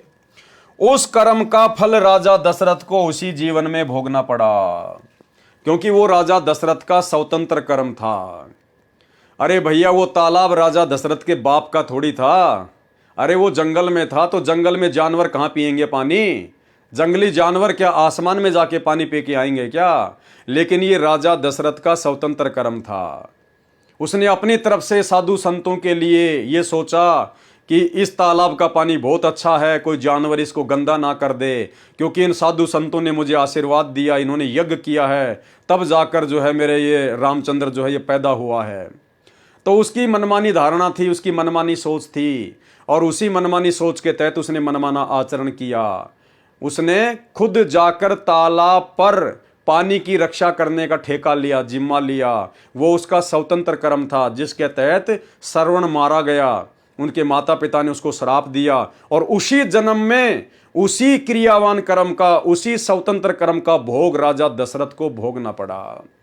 श्री रामचंद्र जी का बाप, अयोध्या का राजा, एक छोटे से स्वतंत्र कर्म के कारण, जो स्वतंत्र कर्म भक्ति विधान के विरुद्ध था, उसका भोग उसको भोगना पड़ा। अकाल मृत्यु को प्राप्त हुआ और भूत प्रेत की योनियों में गया, भूत प्रेत की योनियों में। उस कर्म का फल राजा दशरथ को उसी जीवन में भोगना पड़ा जो श्राप का प्रभाव था। श्री रामचंद्र जी जब वनवास को चले तो राजा दशरथ अपने महल की सबसे ऊंची छत अर्थात चौबारे पर चढ़कर देखता रहा। जब रामचंद्र जी कुछ ओझल हुए तो चौबारे की मंडेर पर खड़े हो गए, पंजों के बल एडी उठाकर खड़े होकर पुत्र को देखने लगे तो वहां से गिरकर मर गए। ये राजा दशरथ का प्रारब्ध कर्म नहीं था, यानी राजा दशरथ के द्वारा अपने महल की छत से नीचे गिरना और गर्दन टूटकर मरना, ये उसके भाग्य में लिखा हुआ नहीं था, ये उसका स्वतंत्र कर्म था। यदि वो उस तालाब पर जानवरों को भगाने के लिए या मारने के लिए वो संकल्प नहीं करता, जिम्मेदारी नहीं लेता, तो राजा दशरथ की इस प्रकार से मृत्यु नहीं होती। लेकिन उसकी एक छोटी सी गलती ने, उसके छोटे से स्वतंत्र कर्म ने उसी जन्म में उसको अकाल मृत्यु मरने पर विवश किया। और ठीक इसी प्रकार भाई और बहनों, हमने शिक्षा लेनी है इन सब बातों से। हमें गुरुदेव ये राजा रामचंद्र जी के पिता श्री दशरथ जी की जीवनी पढ़ाकर, हमारे को उनका इतिहास पढ़ाकर परमेश्वर क्या समझाना चाहते हैं। हमें राजा दशरथ से मतलब नहीं है, हमें श्री रामचंद्र जी से मतलब नहीं है, लेकिन उनकी गलतियों से, उस इतिहास से हम भक्तों ने शिक्षा लेनी है, सबक लेना है कि हम वर्तमान में भक्ति मार्ग पर स्वतंत्र कर्मों का सदुपयोग करना सीखें। और यदि दुरुपयोग करेंगे तो श्री रामचंद्र जी के पिता राजा दशरथ की तरह अकाल मृत्यु ही मरेंगे। और ना जाने कितने भगत सतगुरु रामपाल जी परमेश्वर जी के जेल जाने के बाद में हजारों की संख्या में स्वतंत्र कर्मों का दुरुपयोग करते हुए इस जानकारी के अभाव में, साध संगति के अभाव में अकाल मृत्यु को प्राप्त हुए हैं। वैसे तो बहुत सारी घटनाएं हैं, अगर मैं जिक्र करूंगा तो 20-30 घटनाएं तो मेरे पास में कैद हैं कैमरे में। मेरे पास में एविडेंस है, उनके प्रूफ है, उनकी फोटो है, उनके वीडियो हैं। इशार की तारीखों पर आते जाते समय ना जाने कितने भगत भाई बहन काल की भेंट चढ़े हैं, जो उन सब का स्वतंत्र कर्म था।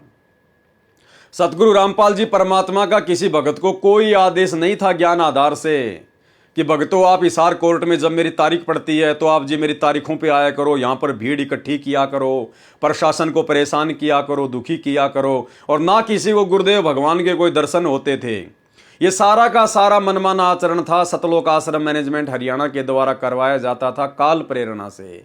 ये स्वतंत्र कर्म था, ये वो 25% स्वतंत्र कर्मों के तहत मनमाना आचरण हो रहा था। और कई सैकड़ों की संख्या में भगत भाई बहन, कोई ट्रेन के नीचे कटकर, कोई भीड़ में, कोई अपने घर पर नहीं पहुंचा, कोई रास्ते में मर गया। ना जाने कितने भगत भाई बहन गाड़ियों से एक्सीडेंट हो के अकाल मृत्यु को प्राप्त हुए हैं। एक छोटा सा आपको एविडेंस देता हूं।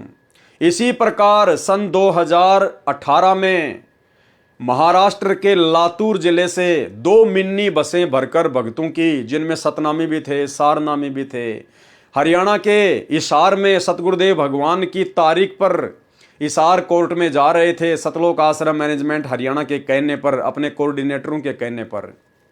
और वो बस सुबह दिन के 3 बजे यानी रात्रि में 3 बजे वो दोनों मिनी बस राजस्थान के नागौर जिले में रोड पर एक बैल आ जाने से एक्सीडेंट हो गई, टकरा गई, किसी खेजड़ी के पेड़ से जा टकराई। और भाई और बहनों, 13 भगतों की अकाल मृत्यु उस रोड एक्सीडेंट में हुई, जो महाराष्ट्र से आ रहे थे, जो अपने गुरुदेव की हिसार की तारीख पर जा रहे थे। तो ये उनका स्वतंत्र कर्म था, जो उन्होंने ज्ञान को आधार नहीं बनाया और अपने कोऑर्डिनेटर के कहने पर या गुरुदेव के कलयुगी परिवार के द्वारा जो मैसेज पीले पर्चे के माध्यम से डाले जाते हैं, केवल उन्हीं को आधार बनाकर ये उनका मनमाना आचरण था और अपने घर से निकल लिए। जबकि भक्तों का कोर्ट में क्या काम है? अरे कोर्ट में तो कानूनी कार्रवाई होती है, वहां तो वकीलों का और जजों का काम है। संगत को ABCD का पता नहीं है, तो संगत का वहां पे जाने का क्या काम था? अरे तुम्हारे गुरु कोई सामान्य व्यक्ति थोड़ी है, कोई सामान्य कोई संत थोड़ी है, स्वयं पूर्ण ब्रह्म परमात्मा है। तुम्हें विश्वास क्यों नहीं था भाई? घर बैठ के अपनी भक्ति करते, परमेश्वर अपने मिशन को पूरा करके अपने हिसाब से आ जाएंगे। और तुमने कौन सा हिसार की तारीखों पे जा जाके अपने गुरुदेव को हिसार जेल से बाहर निकलवा लिया भाई? जैसे कोरोना आया, सरकार ने डंडे दिखाए, तुम बड़े बड़े भगत जिनसे रहा नहीं जाता था गुरु दर्शनों के बिना, तुम लोग आज तक कभी हिसार की तारीखों में गए? अरे 4 साल हो गई, तुमने कभी दर्शन किए अपने गुरुदेव के हिसार की तारीखों पे जाकर? तो ये सारा का सारा पाखंड था, मनमाना आचरण था। इस काल ने स्वतंत्र कर्मों का दुरुपयोग संगत से करवाना था, गुरुदेव के बेटा बेटी भाई बंधु रिश्तेदारों को और इन स्वार्थी कोऑर्डिनेटरों को निमित्त बनाकर। और कई सैकड़ों की संख्या में परमेश्वर की आत्माएं अकाल मृत्यु को प्राप्त हुई। देखिए ये छोटा सा वीडियो। नमस्कार, वन इंडिया हिंदी में आपका स्वागत है। राजस्थान के नागौर में शनिवार तड़के बड़ा हादसा हो गया। नागौर के कुचामन सिटी के पास 2 मिनी बसें बेकाबू होकर पेड़ से टकरा गई। इस हादसे में 12 लोगों की मौत हो गई, जबकि दर्जन भर लोग घायल हैं। घायलों को स्थानीय अस्पताल में भर्ती कराया गया है। पुलिस के मुताबिक महाराष्ट्र के लातूर और सोलापुर के लोग 2 मिनी बस में सवार होकर हरियाणा के हिसार जा रहे थे। बस किशनगढ़ हनुमानगढ़ मेगा हाईवे से कुचामन सिटी के पास से गुजर रही थी, तभी सामने लावारिस गौवंश आ गए। इन्हें बचाने की कोशिश में एक मिनी बस बेकाबू हो गई और सड़क किनारे खिजड़ी के पेड़ से जा टकराई। उसके पीछे चल रही बस भी बेकाबू हो गई और पेड़ से टकरा गई। वहीं इस दर्दनाक हादसे में एक बच्ची और 4 महिलाओं समेत 12 लोगों की मौत हो गई। वहीं दोनों बसों में सवार यात्रियों में से 10 लोग घायल हैं, जिनमें से 6 की हालत बेहद गंभीर बताई जा रही है। फिलहाल इस खबर में इतना ही। तमाम अपडेट्स के लिए बने रहिए वन इंडिया हिंदी के साथ। इसके बाद देखिए भाइयों और बहनों, ये छोटी सी न्यूज संत रामपाल जी की तारीख पर गया हुआ भगत हिसार में ट्रेन के आगे आ जाने से कटकर मृत्यु को प्राप्त हुआ। इसके अलावा मुंडका आश्रम की ये न्यूज देखिए। दिल्ली में जो मुंडका आश्रम खोला गया है गुरुदेव के कलयुगी परिवार के द्वारा धार्मिक धंधे के लिए, उस आश्रम में भक्तों को नीचे टैंक की सफाई करने के लिए उतारा गया, 3 भक्तों को, जिसमें 2 भगत उस टैंक में जहरीली गैस से दम तोड़कर मर जाते हैं। यह मनमाना आचरण था, यह स्वतंत्र कर्म का दुरुपयोग था। ऐसी ऐसी ना जाने भाइयों और बहनों सैकड़ों प्रकार की न्यूज भक्तों की अकाल मृत्यु की स्वतंत्र कर्मों के दुरुपयोग के कारण, मैनेजमेंट के कहने पर, मनमाने आचरण के कारण रोजाना आती ही रहती थी। और वर्तमान में इन्होंने अपने धार्मिक धंधे के लिए जितने भी सतलोक आश्रम खोल रखे हैं, इन आश्रमों में जब ये भंडारे वगैरह का आयोजन करते हैं तो ना जाने कितने भगत बेचारे आते जाते समय अकाल मृत्यु को प्राप्त होते हैं, एक्सीडेंट में मारे जाते हैं। तो भाइयों और बहनों, ये काल का बहुत भयंकर षड्यंत्र है, बहुत बड़ा जाल है। परमात्मा की दया हुई जो सत्सेवक भाई बहन इनके षड्यंत्र में नहीं फंसे, गुरुदेव भगवान ने हमें बचा लिया, अन्यथा आज आप और हमारी भी वही दुर्गति होती। और दूसरी तरफ भाइयों और बहनों, जब से इन्होंने अपने धार्मिक धंधे के लिए आश्रम शुरू किए हैं और वहां भक्तों ने आना जाना शुरू किया है, उससे पहले हम भाई बहनों ने साध संगतियां शुरू कर दी थी। सैकड़ों की संख्या में बड़ी बड़ी साध संगतियां हुई, हजारों हजारों भगत आया करते थे। आज तक का इतिहास गवाह है, एक भी भगत की उंगली का नाखून तक भी गुरुदेव भगवान ने नहीं उतरने दिया। कोई भी सत्सेवक अकाल मृत्यु को प्राप्त नहीं हुआ, अकाल मृत्यु को प्राप्त नहीं हुआ। क्यों? क्योंकि हम जो स्वतंत्र कर्म कर रहे थे वो ज्ञान को आधार बनाकर और परमेश्वर के भक्ति विधि विधान अनुसार कर रहे थे, जिसका परिणाम भी अच्छा ही निकलना था। तो भाइयों और बहनों, ये हमने ध्यान रखना है। ये राजा दशरथ का प्रारब्ध कर्म नहीं था, उसकी जो मृत्यु हुई थी वो उसकी अकाल मृत्यु थी, स्वतंत्र कर्म का नतीजा था। श्रवण तथा उसके माता पिता के श्राप से राजा दशरथ की दुर्घटना के कारण अकाल मृत्यु हुई थी, जिस कारण से भूत पितर योनि को प्राप्त हुए श्री रामचंद्र जी के पिता, जिसको पूरा हिंदू समाज अपना भगवान मानता है, परमात्मा मानता है, श्री रामचंद्र जी को। अरे जब उस भगवान का पिता अकाल मृत्यु मरा और मरने के बाद में भूत प्रेत बना, और इसका प्रमाण तो आपकी रामायण भी देती है मेरे भाई। जब वनवास के दौरान सीता जी अपने पूर्वजों के श्राद्ध निकाला करती थी तो उनकी लिस्ट में सीता जी को, उन भूत और प्रेतों की लिस्ट में सीता जी को राजा दशरथ भी खड़े दिखाई दिए, उसका भी उसने श्राद्ध निकाला। तो जब भगवान श्री रामचंद्र जी का पिता ही भूत बना घूम रहा है, तो वर्तमान में ये जो श्राद्ध निकालते फिरते हैं हमारे आम भगत भाई बहन, इन नकली पंडितों के कहने से, नकली धर्म गुरुओं के भरमाने से, अरे तुम्हारे माता पिता का कहां से उद्धार हो जाएगा श्राद्ध निकालने से? तो भाइयों और बहनों, सोचो, विचार करो, सतगुरु रामपाल जी परमेश्वर जी के यूट्यूब पर सत्संग सुनना शुरू करो। जिस कारण से भूत पितर योनि को प्राप्त हुए, जब सीता जी ने वनवास काल में अपने पूर्वजों के श्राद्ध किए तो राजा दशरथ भी पितरों की पंक्ति में बैठे दिखाई दिए, भूत बना हुआ था। राजा दशरथ की मृत्यु क्रियावान यानी वर्तमान कर्म का फल था, स्वतंत्र कर्म का फल था। देख लो भाइयों और बहनों, स्वतंत्र कर्म क्या होते हैं और स्वतंत्र कर्मों का भोग कितना खतरनाक होता है, कितना जबरदस्त होता है। और सतलोक आश्रम मैनेजमेंट हरियाणा ने तो स्वतंत्र कर्मों की बाढ़ सी ला के रख दी है, बाढ़ सी लाकर। इनके साथ क्या बनेगा क्या नहीं बनेगा, वर्तमान में बनेगा या अगले जन्मों में बनेगा, क्योंकि पार होने वाले तो ये है नहीं इस मनुष्य योनि में। और जो जो इन्होंने स्वतंत्र कर्मों का दुरुपयोग किया और संगत से करवाया है, तो भाई उसी रेशियो में भोग भोगना पड़ेगा। क्योंकि सतलोक आश्रम मैनेजमेंट हरियाणा को स्वतंत्र कर्म करने और करवाने के लिए संगत ने प्रेरित किया है। अगर संगत इनका आर्थिक रूप से और शारीरिक रूप से सहयोग ना करती तो ये लोग किसी भी प्रकार से अपने कर्म नहीं फोड़ पाते। लेकिन संगत ने अंधी होकर इन कुपात्रों को गुरुदेव के ज्ञान को आधार ना बनाकर ज्योति और पाठ का जो पैसा दिया है, शारीरिक रूप से इन आश्रमों में जो सहयोग किया है, इन आश्रमों को बनाने के लिए जो जमीन दी है, जो पैसा दिया है, जो मजदूर बनकर ये लगे रहे, ये सारे के सारे इनके स्वतंत्र कर्म थे। इनका भोग सबको भोगना पड़ेगा। अरे गुरुदेव भगवान का गला बैठ गया ये कहते कहते कि गुरु बिन दान पुण्य जो कर ही मिथ्या होय कभू न फल ही। तुम्हारे गुरु जी तो जेल में बैठे हैं और दान लेने का अधिकारी केवल सुपात्र होता है, सुपात्र केवल सतगुरु है, सतगुरु जेल में बैठा है। तुम किसको दान दे रहे हो? इन आश्रमों में जाकर किसको दान दे रहे हो? किसको ज्योति पाठ दे रहे हो? किसको जमीन दान कर रहे हो? कुपात्रों को। गुरु बिन माला फेरते, गुरु बिन देते दान, गुरु बिन दोनों निष्फल है, चाहे पूछो वेद पुराण। अरे तुम्हारे गुरुदेव तो हिसार की जेल में बैठे हुए हैं, उनको तो 2 टाइम की रोटी और 2 जोड़ी कपड़े सरकार की तरफ से मिलते हैं। फिर तुम्हारा ये अरबों खरबों का दान कहाँ जा रहा है?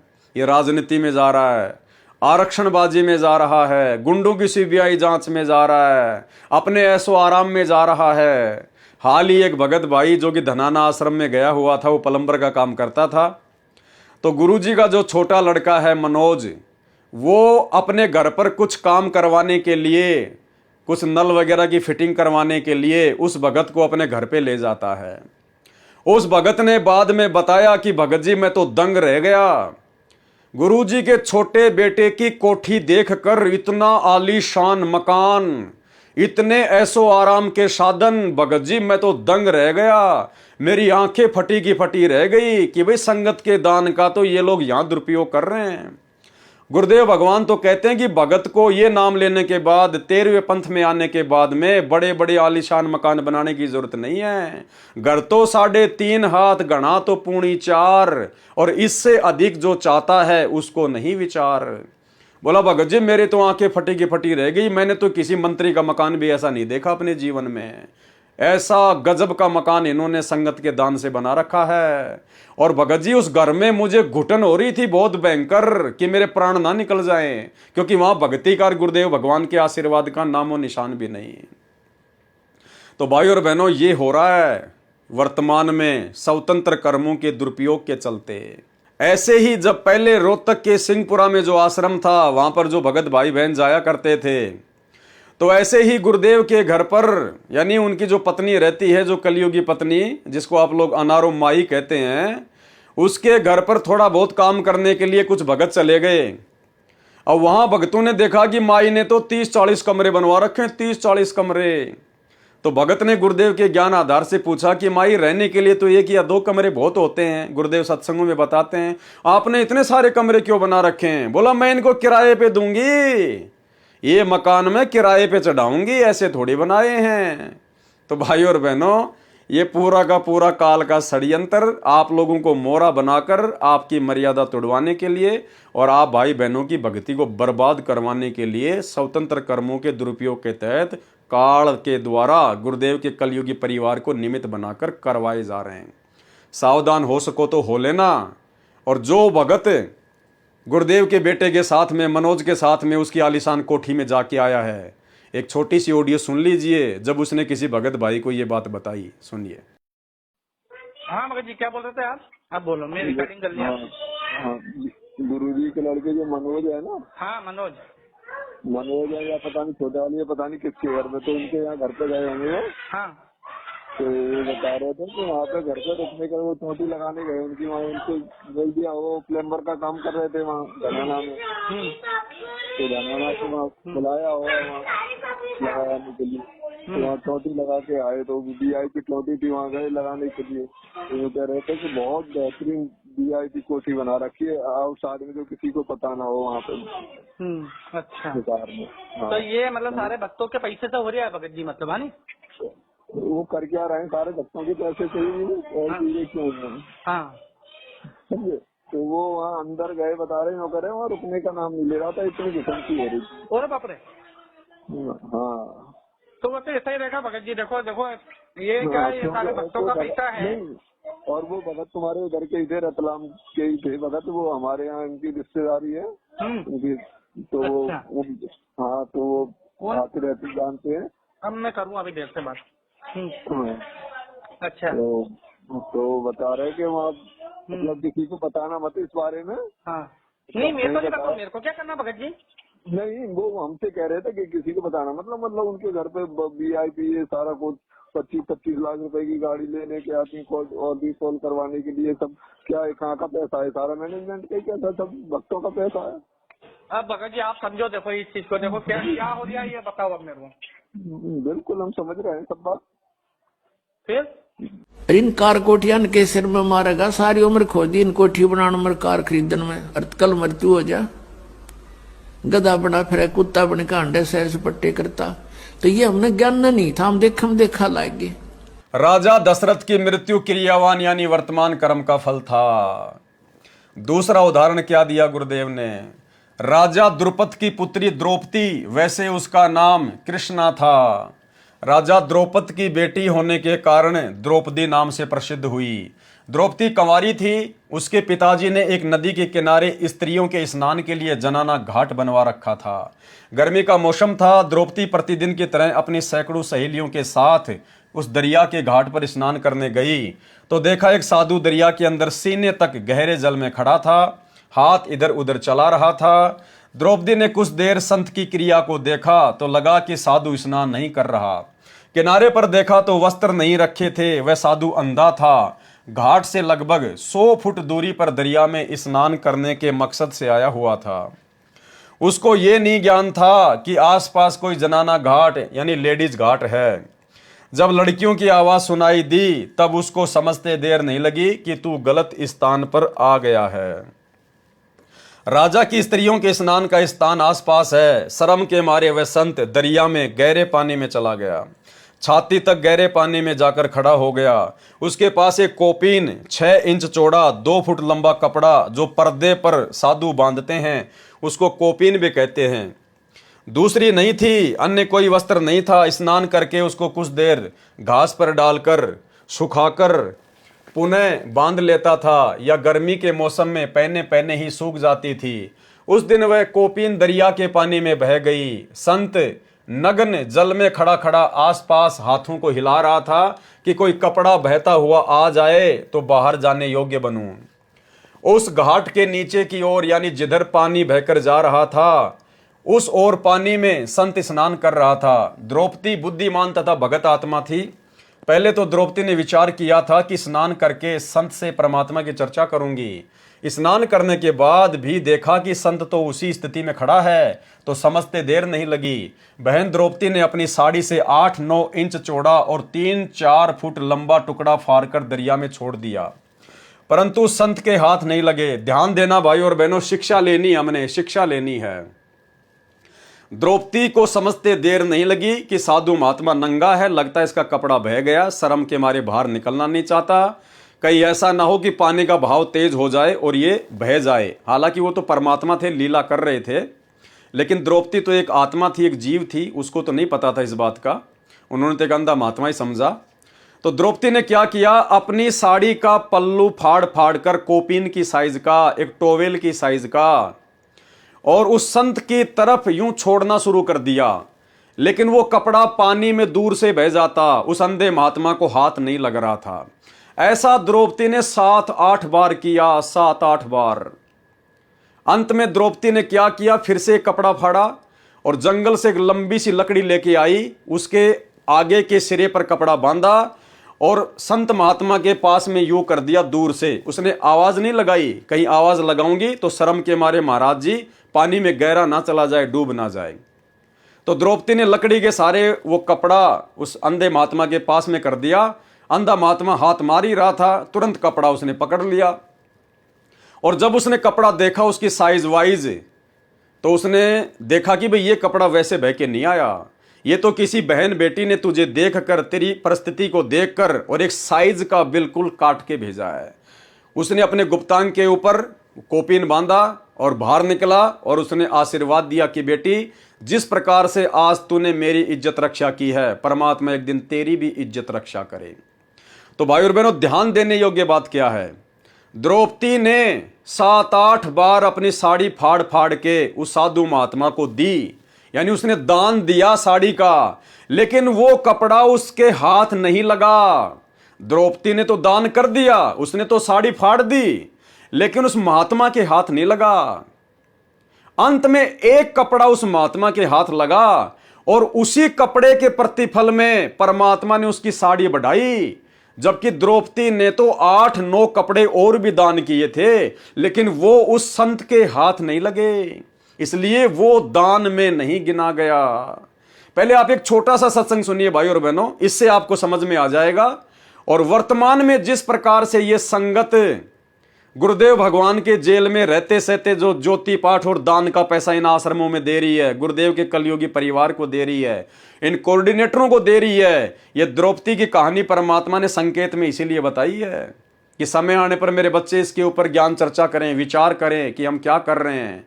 तो आज आपके गुरुजी तो जेल में बैठे हुए हैं, आप किसको ज्योति पाठ और दान का पैसा दे रहे हो? आपके गुरुजी के हाथ तो कुछ भी नहीं लग रहा। अरे द्रौपदी ने तो 8-9 बार साड़ी फाड़ी थी, अंधे महात्मा के हाथ नहीं लगी। जो टुकड़ा उस अंधे महात्मा के हाथ लगा, केवल उसी के प्रतिफल में उसने आशीर्वाद दिया था। इसीलिए गुरुदेव भगवान ने हमें समझाया कि गुरु बिन दान पुण्य जो करही, मिथ्या होए कबू न फल ही। गुरु बिन माला फेरते, गुरु बिन देते दान, गुरु बिन दोनों निष्फल है, चाहे पूछो वेद पुराण। तो भाई द्रौपदी की तरह वर्तमान में भक्तों का दान गुरुजी के हाथ नहीं लग रहा, ये तो गुरुजी के कलयुगी परिवार के हाथ लग रहा है, उनको पात्रों के हाथ लग रहा है। और उनको पात्रों ने आपके दान धर्म का दुरुपयोग करने में कोई कसर नहीं छोड़ रखी। 50-50 लाख का खेल का स्टेडियम, गुरुजी तो ताश भी खेलने के लिए मना करते हैं, सहयोग भी नहीं करना। फिर तुमने धनाना गांव वालों के लिए 50 लाख का बैडमिंटन का स्टेडियम क्यों बनवाया? धनाना गांव वालों के लिए एम्बुलेंस चला दी, बसें चला दी। धनाना आश्रम में तुम 3 एकड़ जमीन में हॉस्पिटल खोल रहे हो, तुम्हारी बुद्धि भ्रष्ट हो गई है। ये भगवान तो अपनी भक्ति से जिन लोगों को हॉस्पिटल से जवाब मिल जाता है उनका रोग काटते हैं, और तुम उसी संत के नाम से उसकी संगत का दान और समय बर्बाद करते हुए आश्रम में ही हॉस्पिटल का काम शुरू कर दिया। गुंडों की सीबीआई जांच, गुंडों को सीबीआई जांच के लिए 5-5 लाख रुपए देना, आरक्षणों में भक्तों को बैठाना, करोड़ों रुपए आरक्षण वालों को देना। तो भाई और बहनों समझ जाओ, नहीं तो दुर्गति तैयार है। तो सुनिए छोटा सा सत्संग। द्रौपदी ने 7-8 बार साड़ी फाड़ी, लेकिन अंधे महात्मा के हाथ नहीं लगी। अंत में एक टुकड़ा हाथ लगा, और गुरुदेव कह रहे उसी एक टुकड़े के प्रतिफल में, उन 8-9 टुकड़ों के प्रतिफल में नहीं, जो उस महात्मा के हाथ लगा जो दान, केवल उसी के प्रतिफल में द्रौपदी का चीर परमात्मा ने बढ़ाया था। तो भाई हमारे पूज्य गुरुदेव तो हिसार जेल में बैठे हैं, तुम्हारा ज्योति पाठ का पैसा कहां जा रहा है महापुरुषों? सुनिए सत्संग। धर्म बिना धापे नहीं ये प्राणी प्रपंच, आस बिरानी क्यों कर रत्न दिया हो तो संच। यदि पहले दान किया तो आज मिलेगा, अन्यथा चाहे सिर पटक ले, चाहे कितने किसी प्रकार की तू अन्य साधना कर ले। हाँ, ये मान लीजिए तेरे भाग्य में नहीं है, पूर्व में दान नहीं कर पाया, तो अब आपको तरीका बताया जा रहा है, ऐसे कीजिए। प्रमाण है कि जैसे द्रौपदी ने उसी जन्म में एक अंधे महात्मा को एक बिल्हाता अर्थात 8-9 इंच का एक कपड़ा लंगोट टाइप, कोपीन टाइप बना के पाड़ के दिया था। यानी वैसे तो उसने लगभग सारी साड़ी पाड़ के डाल दी थी नदी में। अंधा महात्मा था, हाथ नहीं लग गया, वह एक लकड़ी के लपेट के उसके हाथ के लगा दिया। अर्थात उस इतने के कपड़े का दान का इसी जन्म में भी परमात्मा ने उसको लाभ दे दिया, क्योंकि वो सुपात्र को दान किया गया था। वो परमात्मा कहता है कि जो जन मेरी शरण है ताका हूं मैं दास, गेल गेल ला गया फिरूं जब तक धरती आकाश। बहन द्रौपदी ने अपनी साड़ी से 8-9 इंच चौड़ा और 3-4 फुट लंबा टुकड़ा फाड़कर दरिया में छोड़ दिया, परंतु संत के हाथ नहीं लगा। ऐसे ऐसे 7-8 टुकड़े साड़ी से फाड़ फाड़ कर डाले, परंतु व्यर्थ रहे। क्या कह रहे हैं गुरुजी? परंतु व्यर्थ रहे, बेकार गया वो दान, क्योंकि संत के हाथ नहीं लगा, क्योंकि संत को दिखाई नहीं दे रहा था। लड़की होने के नाते द्रौपदी बोलना नहीं चाहती थी कि कहीं मेरे बोलने से संत शर्म के मारे और गहरा दरिया में चला न जाए। आगे दरिया बहुत गहरी है, पानी का बहाव भी बहुत तेज है। बहन द्रौपदी ने एक टुकड़ा और फाड़ा, यानी साड़ी आधे से अधिक फाड़ दी और जंगल से एक लंबी लकड़ी उठाकर उसके सिरे से कपड़े का टुकड़ा लपेटकर संत के हाथों के पास कर दिया। संत के हाथों से कपड़ा लगा तो तुरंत पकड़ लिया। पहले तो सोचा कि किसी बहन बेटी का कोई कपड़ा बहकर आ गया होगा, परंतु कोपीन आकार का कपड़ा हाथों से पहचान कर समझ गया कि किसी बेटी ने अपनी साड़ी फाड़कर कोपीन बनाई है। संत ने कहा, हे बेटी, तेरा भला करे करतार, तूने मेरे पर्दे की ओट करके मेरी लाज रखी है। तेरे को परमात्मा अनंत वस्त्र दे तथा तेरे पर्दे गुप्तांग की लाज रखे। क्योंकि सतगुरु रामपाल जी भगवान को पता था, इस कबीर परमात्मा को पता था कि आगे चलकर मेरी इस प्यारी आत्मा के साथ में बदतमीजी की जाएगी काल प्रेरणा से, इसको निर्वस्त्र भरी सभा में किया जाएगा। तो परमेश्वर अपनी ऐसी आत्माओं के पिछली भक्ति के कारण परमात्मा कोई न कोई बहाना बनाकर सतगुरु रामपाल जी भगवान, ये कबीर भगवान, अपनी आत्माओं के प्रारब्ध में अच्छे कर्म लिखवा देता है, कर देता है। तो ये बहन द्रौपदी का स्वतंत्र कर्म था, उस अंधे महात्मा को दान करना अपनी साड़ी का, ये बहन द्रौपदी का स्वतंत्र कर्म था। लेकिन उसका दान सुपात्र के हाथ में लग गया। अगर किसी कुपात्र के हाथ में लग जाता तो बहन द्रौपदी की इज्जत रक्षा नहीं होती। वो कुपात्र क्या करता, फिर बाहर निकलकर अपना सुल्फा भरता और वो ही पीता या आन उपासना कर रहा होता। तो बहन द्रौपदी को कुपात्र को साड़ी दान करने के कारण किसी प्रकार का कोई लाभ नहीं होता, लेकिन उसने सुपात्र को दान किया। तो भाई भक्तों, सुपात्र तो वर्तमान में हिसार जेल में बैठा है, बाकी तो सब कुपात्र ही कुपात्र हैं। और कुपात्रों को जाकर आश्रमों में जो तुम दान पुण्य कर रहे हो, ज्योति पाठ का पैसा दे रहे हो, आश्रमों के लिए जमीन दे रहे हो, ये तुम्हारे स्वतंत्र कर्म का दुरुपयोग करवा रहा है काल, दुरुपयोग।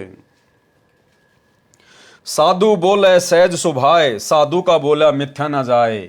यानी जो पूर्ण संत होता है, जो पूर्ण सतगुरु होता है, वो अगर नॉर्मल भी कोई बात बोल दे, आपस में बैठा बैठा या हंसी मजाक में या जैसे भी है, अगर कोई भी बात बोल देता है तो परमात्मा कहते हैं साधु का वचन कभी झूठा नहीं जाता है। साधु बोले सहज स्वभाव, साधु का बोला मिथ्या ना जाए। संत वचन पलटे नहीं, चाहे पलट जाए ब्रह्मांड। जो सच्चा संत होता है, सच्चा सतगुरु होता है, उसका वचन कभी खाली नहीं जाता। विचार करने की बात है, राजा की लड़की के साथ तो 2-4 नौकरानी भी होती हैं। द्रौपदी उनको भी कह सकती थी कि तुम अपनी साड़ी से कपड़ा फाड़कर डाल दो, परंतु उसको अध्यात्म ज्ञान था तथा पूर्व जन्म का शुभ संस्कार था, जिस कारण से उसने विचार किया कि मैं रोटी खाऊंगी तो मेरा पेट भरेगा, बांदी खाएगी तो बांदी का पेट भरेगा, यानी मैं दान करूंगी तो मुझे लाभ होगा, बांदी दान करेगी तो उसको लाभ होगा। द्रौपदी ने इसलिए यह अवसर हाथ से नहीं जाने दिया। संत कोपीन बांधकर चला गया, लड़कियां पहले चली गई थी। द्रौपदी का विवाह अर्जुन के साथ हुआ। माता की आज्ञा अनुसार वह 5 पांडवों की पत्नी बनी। जिस समय राजा युधिष्ठिर जुए के खेल में दुर्योधन से सर्व राज तथा द्रौपदी को भी हार गए, तब भरी सभा में दुर्योधन ने द्रौपदी को नंगी करने की योजना बनाई। दुर्योधन ने अपने भाई दुशासन से कहा कि द्रौपदी को नंगा करके मेरी जांग पर बैठा। सभा में 5 पांडव, 101 कौरव तथा गुरु द्रोणाचार्य, दानवीर कर्ण, भीष्म पितामह, चाचा विदुर तथा अन्य सेनापति उपस्थित थे। दुर्योधन का आदेश पाकर दुशासन द्रौपदी की साड़ी का पल्ला पकड़कर साड़ी उतारने लगा। द्रौपदी ने पहले तो अपने 5 पतियों की ओर देखा, वे जुए में हार चुके थे, मर्यादा में बंधे थे। नीचे गर्दन कर ली, देखा तक नहीं, अन्य उपस्थित महानुभावों की ओर देखा और रक्षा की प्रार्थना की, परंतु वे दुर्योधन का मलिन अन्न खाकर मलिन आत्मा हो चुके थे। उस सभा में एक संत विदुर जी विराजमान था, जो इंसान बीज था। विदुर जी खड़ा हुआ और दुर्योधन से कहने लगा कि हे दुर्योधन, आप किसकी बेइज्जती कर रहे हो? आपका एक कुल, एक परिवार है, जनता कहेगी कि अपनी इज्जत आप ही खराब कर दी। कुछ विचार से काम लो, अहंकार में अंधा न हो। यह बात सुनकर दुर्योधन अपने चाचा विदुर को बुरा भला कहने लगा कि तू गुलाम सोच का व्यक्ति है, तू तो बांदी नौकरानी का पुत्र है, तू तो पांडवों का सदा ही पक्ष लेता आ रहा है। ये सुनकर भीष्म पितामह गुरु द्रोणाचार्य तथा कर्ण मुस्कुराए। अब देखना भाइयों और बहनों इनके साथ में क्या बनेगी। भीष्म पितामह, गंगा पुत्र गुरु द्रोणाचार्य और ये सूर्य पुत्र कर्ण। दुर्योधन ने उठकर अपने चाचा के मुख पर थप्पड़ मारा, विदुर सभा छोड़कर चला गया। भाई एक सच्चे न्यायकारी व्यक्ति का, एक सच्चे भगत का यही होता है, या तो सभा में बैठो मत, अगर सभा में बैठो तो सच को सच कहो, चाहे कीमत कोई भी क्यों ना चुकानी पड़े। और यदि आपकी बात को कोई नहीं मानता है तो सभा को त्याग कर चल देना चाहिए, अन्यथा दोषी बन जाओगे। भीष्म पितामह, द्रोणाचार्य या कर्ण में से कोई एक भी खड़ा होकर यह कह देता कि दुर्योधन तुम भाई भाई कुछ भी करो, परंतु सभा में अबला के साथ दुर्व्यवहार ठीक नहीं, यह क्षत्रिय धर्म के विरुद्ध है, तो कौरवों की क्या मजाल थी कि वे द्रौपदी के चीर को हाथ लगा दें। उन्होंने कुछ भी प्रतिक्रिया नहीं की, सभा में बैठे रहे। पाठक जन विचार करें भाई और बहनों, भीष्म पितामह, द्रोणाचार्य और कर्ण इतने जबरदस्त योद्धा थे, सूरवीर थे। गुरुदेव भगवान कहते हैं उनमें से अगर एक भी खड़ा होके कह देता कि नालायको तुम ये क्या कर रहे हो, अरे एक ही परिवार के भाई बंधु और अपनी इज्जत को उछाल रहे हो तुम, अगर एक भी खड़ा होके हिम्मत कर लेता, दुर्योधन की औकात नहीं थी। ठीक इसी प्रकार भाई और बहनों, साध संगतियां जो गुरु महिमा के अंतर्गत होती हैं, हम किसी का कोई बुरा नहीं कर रहे थे, हम कोई भक्ति मर्यादा विरुद्ध कार्य नहीं करते, अपने गुरु को भोग लगाते हैं, गुरु की महिमा करते हैं, ज्ञान आधार से चर्चा करते हैं, भाई बहनों को समझाने के लिए संगत में काल प्रेरणा से जो गलतियां काल करवाता है उनकी जानकारी देते हैं। और हमारे तो वीडियो सार्वजनिक होते हैं, हर साथ संगति का वीडियो या तो हम लाइव चलाते थे या फिर उसके बाद में फेसबुक और यूट्यूब पर वीडियो बना बना के डाले जाते हैं। कोई माई का लाल एक भी पॉइंट उनमें गलत साबित नहीं कर सकता, जितनी हमारी बुद्धि ने काम किया, बाकी हम भी जीव हैं। इसके बावजूद सतलोक आश्रम मैनेजमेंट हरियाणा के द्वारा, गुरुदेव के परिवार के द्वारा हम लोगों को मारा गया, पीटा गया, बदतमीजियां की गई, झूठे मुकदमे लगाए, जेल में डलवाए। और ये जितने भी स्टेट कोऑर्डिनेटर थे, जितने भी बड़े बड़े जो ये महापुरुष हैं, बड़े बड़े सेवादार हैं, ये सब भीष्म पितामह, कर्ण और द्रोणाचार्य की तरह नाटक देख रहे हैं, खुश हो रहे हैं कि हो गई पिटाई, हो गई जेल, उसको हो गई साथ संगति बंद, हमने साथ संगति कैंसिल करवा दी। भीष्म पितामह, कर्ण और द्रोणाचार्य की तरह ये बड़े बड़े स्टेट कोऑर्डिनेटर, बड़े बड़े सेवादार सतगुरु रामपाल जी परमेश्वर जी के काल प्रेरित कलयुगी परिवार का मलिन अन्न खाकर इनकी आत्मा मलिन हो चुकी है। भाई और बहनों, अगर इनमें से अगर 2-4 कोऑर्डिनेटर भी अगर हिम्मत कर लेते ना, स्टेट कोऑर्डिनेटर 2-4 भी अगर ज्ञान को आधार बनाकर, अगर जरा भी कॉमन सेंस को यूज करके कि भाई चलो ठीक है कुछ भी है, लेकिन वो कर तो गुरु महिमा रहे हैं, अरे वही गुरु जी का ज्ञान बता रहे हैं, गुरु जी के सत्संगों पे चर्चा कर रहे हैं, गुरु जी को भोग लगा रहे हैं, फिर उन्हें क्यों परेशान किया जाता है। आज समाज के अंदर बालाजी के, हनुमान जी के, माता जी के, शंकर जी के लाखों मंदिर हैं। कोई तो अपना कोई मंदिर पूजता है, कोई अपनी साधना कैसे करता है। क्या कोई दूसरा व्यक्ति ये आके कहता है कि भैया मैं तो दक्षिण मुखी हनुमान जी को पूजता हूं और तू ये उत्तर मुखी हनुमान जी को क्यों पूज रहा है? क्या वो लड़ाई झगड़ा करते हैं? क्या वो मारपीट करते हैं? एक ही हनुमान जी की पूजा कई प्रकार से होती है, लेकिन कोई किसी को आपत्ति नहीं है, कोई किसी को दिक्कत नहीं है, जो जैसा करेगा अपना पाएगा। लेकिन इन लोगों को आपत्ति क्यों हुई? क्योंकि इनका धार्मिक धंधा धीरे धीरे बंद होने की कगार पे आ गया, क्योंकि इन्होंने संत रामपाल जी के भक्ति मार्ग को धार्मिक धंधा बना लिया। उनके बेटा बेटी, भाई बंधु, रिश्तेदारों ने, इन कोऑर्डिनेटरों ने। अगर 2-4 स्टेट कोऑर्डिनेटर या मुख्य सेवादार भी, जिनके ऊपर संगत विश्वास करती है नादानी में, अगर वो हिम्मत करके खड़े हो जाते और सात संगतियों के पक्ष में आ जाते, क्योंकि सात संगतियां सत्य हैं और सत्य का पक्ष लिया जाता है, तो गुरुजी के बेटा बेटी की, गुरुजी के भाई की औकात नहीं है। उसके बाद फिर वो सात संगतियों को बंद करवा दें, सात संगतियों में मारपीट करवा दें, या पुलिस वालों को शराब पिला के उनको पैसे दे के सात संगतियों में भेजकर सत्सेवक भाई बहनों की पिटाई करवाएं। जिस प्रकार से दिल्ली की सात संगतें में पुलिस वालों को शराब पिलाकर भक्तों की मार पिटाई जो है वो करवाई गई। तो भाई और बहनों, इनके साथ में क्या बनेगी?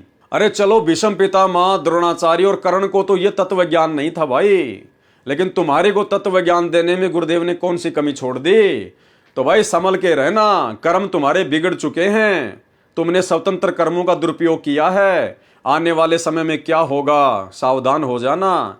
और आने वाले समय में फिर भीष्म पितामह, द्रोणाचार्य और कर्ण के साथ क्या हुआ और फिर उसका क्या कारण बताया गुरुजी ने कि इन ऐसे ऐसे महापुरुषों की दुर्गति क्यों हुई। परंतु सभा में अबला के साथ दुर्व्यवहार ठीक नहीं है, यह क्षत्रिय धर्म के विरुद्ध है। तो कौरवों की क्या मजाल थी कि वे द्रौपदी के चीर को हाथ लगा दें। उन्होंने कुछ भी प्रतिक्रिया नहीं की, सभा में बैठे रहे। पाठक जन विचार करें, उनका सभा में बैठे रहना क्या दर्शाता है? उनके मन की घोर नीचता, सामने द्रौपदी को नंगा करने का प्रयत्न। भीष्म पितामह, कर्ण, द्रोणाचार्य सहित सर्व सभासद तमाशा देख रहे थे। वे द्रौपदी के गुप्तांग को देखने के लिए बैठे थे। क्या कह रहे हैं गुरुदेव भगवान? वे द्रौपदी के गुप्तांग को देखने के लिए बैठे हुए थे, उसके अंगों को देखने के लिए। उनके मन में दोष था, यह स्पष्ट है। और वहां क्या रीछ नचाया जा रहा था? यही कारण था कि तीनों, द्रोणाचार्य, भीष्म पितामह और कर्ण, बाणों से छलनी किए गए। अंत में क्या दुर्गति हुई उनकी? बाणों से छलनी किए गए। उन्होंने सत्य का साथ नहीं दिया, उनके मन में दोष था, उन्होंने झूठों का साथ दिया। ये जितने भी स्टेट कोऑर्डिनेटर हैं, जितने भी बड़े बड़े सेवादार हैं, इन सब के मन में दोष है, स्वार्थ है, लालच है। काल प्रेरणा से इन्होंने कभी भी साथ संगत वालों का सत्य आधार से पक्ष नहीं लिया। और ये सतलोक आश्रम मैनेजमेंट हरियाणा वालों का, गुरुदेव के परिवार वालों का मलिन अन्न खाकर इन सब की बुद्धि भीष्म पितामह, द्रोणाचार्य और कर्ण की तरह गंदी हो चुकी है। यही कारण था कि तीनों, द्रोणाचार्य, भीष्म तथा कर्ण, बाणों से छलनी किए गए थे। क्योंकि भाई और बहनों, ये उनका स्वतंत्र कर्म था, ये उन तीनों का स्वतंत्र कर्म था। वो चाहते तो हिम्मत करके उस बहन को निर्वस्त्र होने से बचा भी सकते थे और परमात्मा के अजाब से वो बच जाते, कहर से वो बच जाते, लेकिन उन्होंने अपने स्वतंत्र कर्म का दुरुपयोग किया। ठीक इसी प्रकार ये स्टेट कोऑर्डिनेटर और बड़े बड़े सेवादार, इन्होंने भी अपने स्वतंत्र कर्मों का दुरुपयोग किया। जबकि पवन दास के वीडियो ये लोग सबसे पहले देखते हैं, सब देखते हैं, उसके बाद ही तो ये संगत को भ्रमित करते हैं कि उसके वीडियो मत देखो।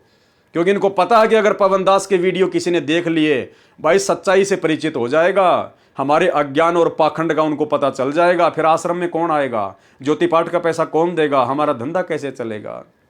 इसीलिए तो इन लोगों ने मुझ पवन दास के वीडियो देखने से संगत को डराया, मना किया, धमकाया, गुरुद्रोही कर दिया जाएगा, तुम्हें आश्रम में नहीं आने दिया जाएगा। अरे परमात्मा कहते हैं, कहे कबीर सोए जन मेरा, जो नीर खीर का करे ने बेरा। गुरुदेव तो कहते हैं कि मेरे भक्ति मार्ग में मेरा भगत तो वो है कि जो दोनों तरफ की बातों को देखे, सोचे, समझे और फिर मेरे ज्ञान आधार से निर्णय करे क्या सही है और क्या गलत है।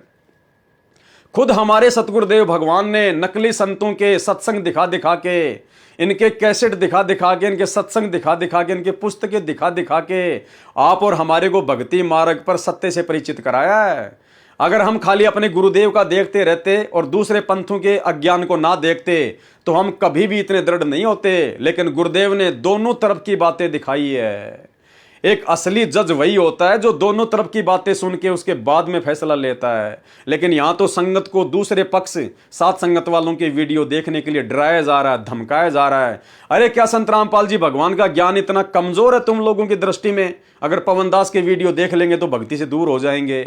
अरे भैया, इतना ज्ञान कमजोर नहीं है पूज्य गुरुदेव भगवान का। ये तो तत्व ज्ञान है। और ज्ञान सब ज्ञान अड़ी, कबीर ज्ञान सो ज्ञान, जैसे घोड़ा तोप का करता चले मैदान। लेकिन तुमको चिंता तुम्हारे धार्मिक धंधे की कि पवन दास के यदि सत्य वीडियो किसी ने देख लिए तो भगत तो फिर इन आश्रमों की तरफ मुंह करके भी नहीं सोएगा। लेकिन भाई कब तक निभेगी, कब तक निभेगी? ज्यादा दिन नहीं है। यही कारण था कि तीनों, द्रोणाचार्य, भीष्म तथा कर्ण, बाणों से छलनी किए गए थे। ये उनको उसी जन्म के कर्म का पाप फल था। ये उन तीनों को उसी जन्म के स्वतंत्र कर्म का परिणाम भोगना पड़ा। उनको दुर्योधन को रोकना चाहिए था, यदि नहीं तो सभा छोड़कर चला जाना चाहिए था।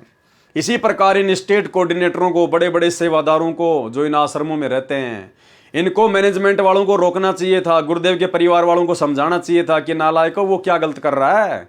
अरे वो बेचारा तुम्हारे तो बाप के गुण गा रहा है, तुम्हारे तो गुरु का गुण गा रहा है, और वो कर क्या रहा है, कौन सा वो आसाराम की बातें बता रहा है।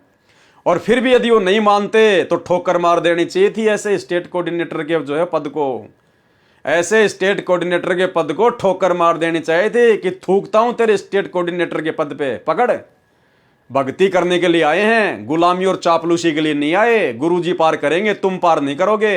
हम तो सत्य के साथी हैं, और सत्य चाहे तुम्हारे साथ में हो चाहे साथ संगति में हो, हम तो भाई सत्य के साथी हैं, क्योंकि हमारा पिता सत्संगी है। जब हमारा बाप सत्य का साथी है तो हम तुम जैसे झूठों का साथ क्यों दें।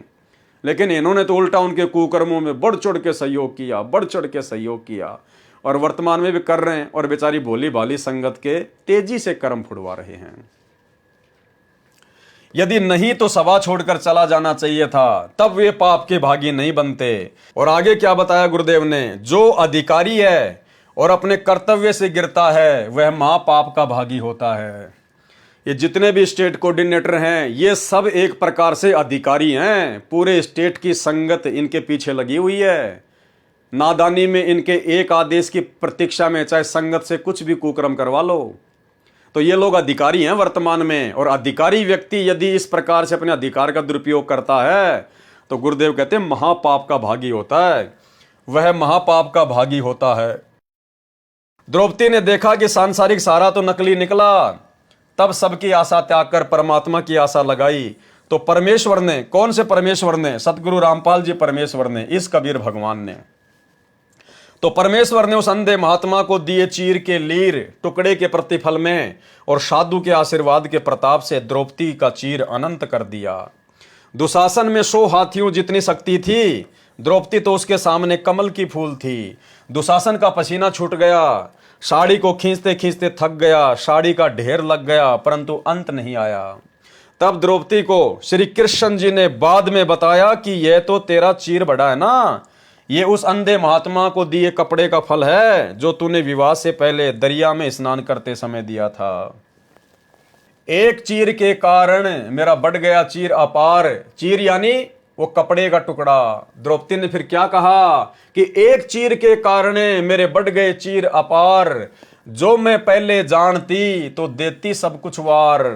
अगर मुझे पहले पता होता कि ये अंधा महात्मा इतनी बड़ी शक्ति है और इसको दिया गया दान आगे चलकर इतना बड़ा लाभ देगा, तो द्रौपदी कहती है साड़ी क्या, मैं तो अपना सब कुछ वार देती, धन दौलत वगैरह सब कुछ। तो भाई और बहनों, द्रौपदी को तो बहुत लेट जाकर इस बात का पता चला, बाद में उसके हाथ से मौका छूट गया। लेकिन आप और हमारे सामने तो वर्तमान में वही महात्मा जिसने अंधे महात्मा का रोल किया, वही कबीर परमात्मा सतगुरु रामपाल जी वर्तमान में हमारे समक्ष प्रकट हैं। द्रौपदी के हाथ में तो बाद में मौका नहीं रहा, लेकिन आज आप और हमारे पास में तो मौका है। लेकिन ये मौके का फायदा हमने बहुत सोच समझ के उठाना है। वर्तमान में काल इसका दुरुपयोग करवा रहा है। गुरु भगवान बैठा जेल में और काल बाहर इनको पात्रों को ज्योति पाठ और दान का पैसा जो है दिलवा रहा है, और ये भक्तों के कर्म फोड़ रहे हैं सारे उल्टे काम करके। आप लोगों से कुछ भी नहीं छुपा हुआ है।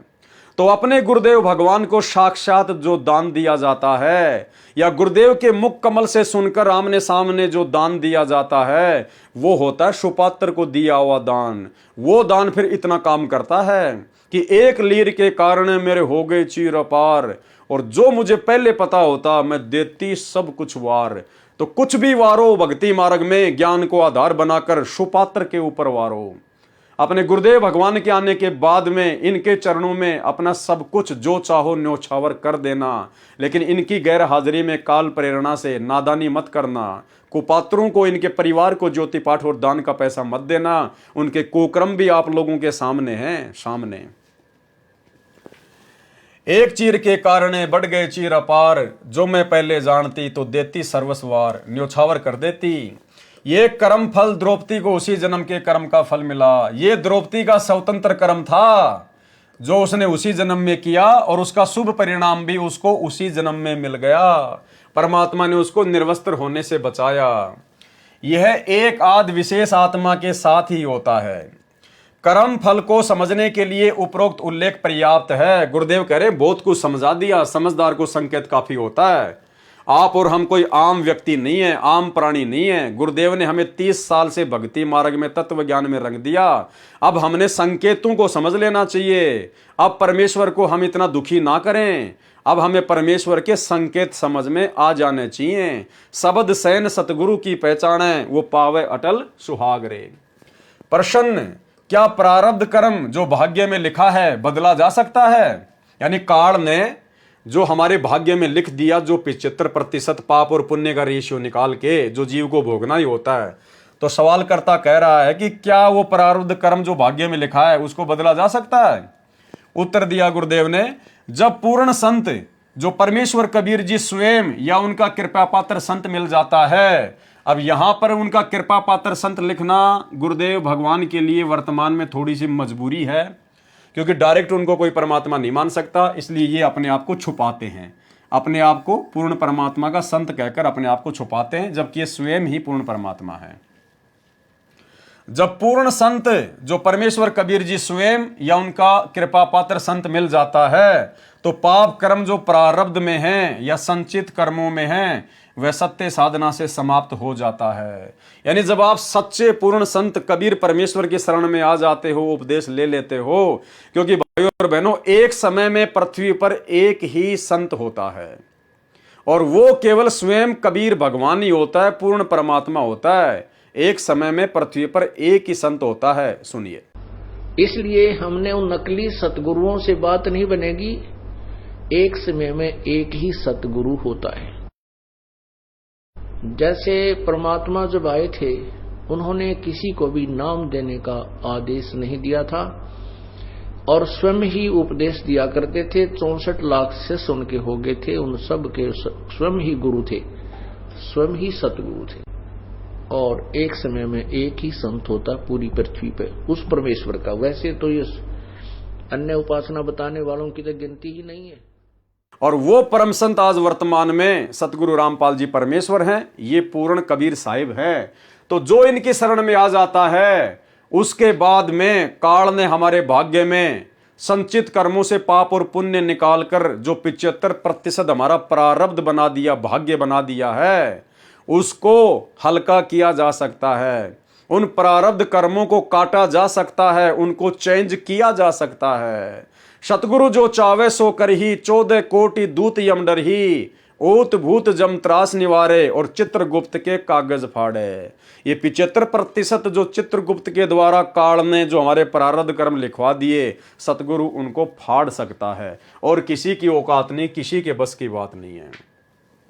जब पूर्ण संत जो सतगुरु परमेश्वर कबीर जी स्वयं या उनका कृपा पात्र संत मिल जाता है, तो पाप कर्म जो प्रारब्ध में है या संचित कर्मों में है, वह सत्य साधना से समाप्त हो जाता है। कबीर जब ही सतनाम हृदय धर्यो, भयो पाप को नाश, जैसे चिनगी अग्नि की पड़े पुराने घास। गरीब मासा घटे ना तिल बदे, विधना लिखे जो लेख। विधना यानी इस काल ने, इस धर्मराज ने जो लेख लिख दिए 75%, कहते हैं जब तक आप पूर्ण संत की शरण में नहीं आओगे, मासा घटे ना, मासा यानी थोड़ा सा भी, और तिल बदे यानी तिल के जितना भी कोई उनके अंदर बदलाव नहीं कर सकता, बढ़ा नहीं सकता। गरीब मासा घटे ना तिल बदे, विधाता लिखे जो लेख, साचा सतगुरु मेट कर ऊपर मार दे मेख। गरीब जम जोरा जासे डरे, मिटे कर्म के लेख, अदली असल कबीर है कुल के सतगुरु एक। मिटे कर्म के लेख, चित्रगुप्त के कागजों का लेख मिटा देता है सतगुरु। जब तक पूर्ण संत कबीर जी की भक्ति नहीं करता और करवाता है, तब तक कबीर जी ने कहा है, कर्म रेख टारी न टरे। वशिष्ठ मुनि से त्रिकाल योगी, सोध के लगन धरे, सीता हरण मरण दशरथ का, बण बण राम फिरे। भावार्थ, ऋषि वशिष्ठ जी राजा जनक के कुल गुरु थे। वे त्रिकालदर्शी, भूत भविष्य तथा वर्तमान की जानने वाले माने जाते थे। उन्होंने जनकपुरी में राम सीता के विवाह को 3 दिन आगे कर दिया था। बारात वहीं रुकी रही थी। उसी के पश्चात बारात को 3 दिन रोकने की परंपरा शुरू हुई थी, जो कालांतर में समाप्त प्राय हो चुकी है, जो वर्तमान में समाप्त हो चुकी है। इसलिए विवाह का लगन 3 दिन आगे किया था। ऋषि ने कारण बताया था कि यह मुहूर्त ठीक नहीं है, 3 दिन बाद शुभ लगन मुहूर्त है, शुभ लगन में किए विवाह से बच्चों के गृहस्थ जीवन में कोई आपत्ति नहीं आएगी, सुखी जीवन व्यतीत करेंगे। श्री रामचंद्र जी तथा सीता जी का विवाह ऋषि वशिष्ठ जी के बताए अनुसार शोध कर किए गए मुहूर्त में किया गया था।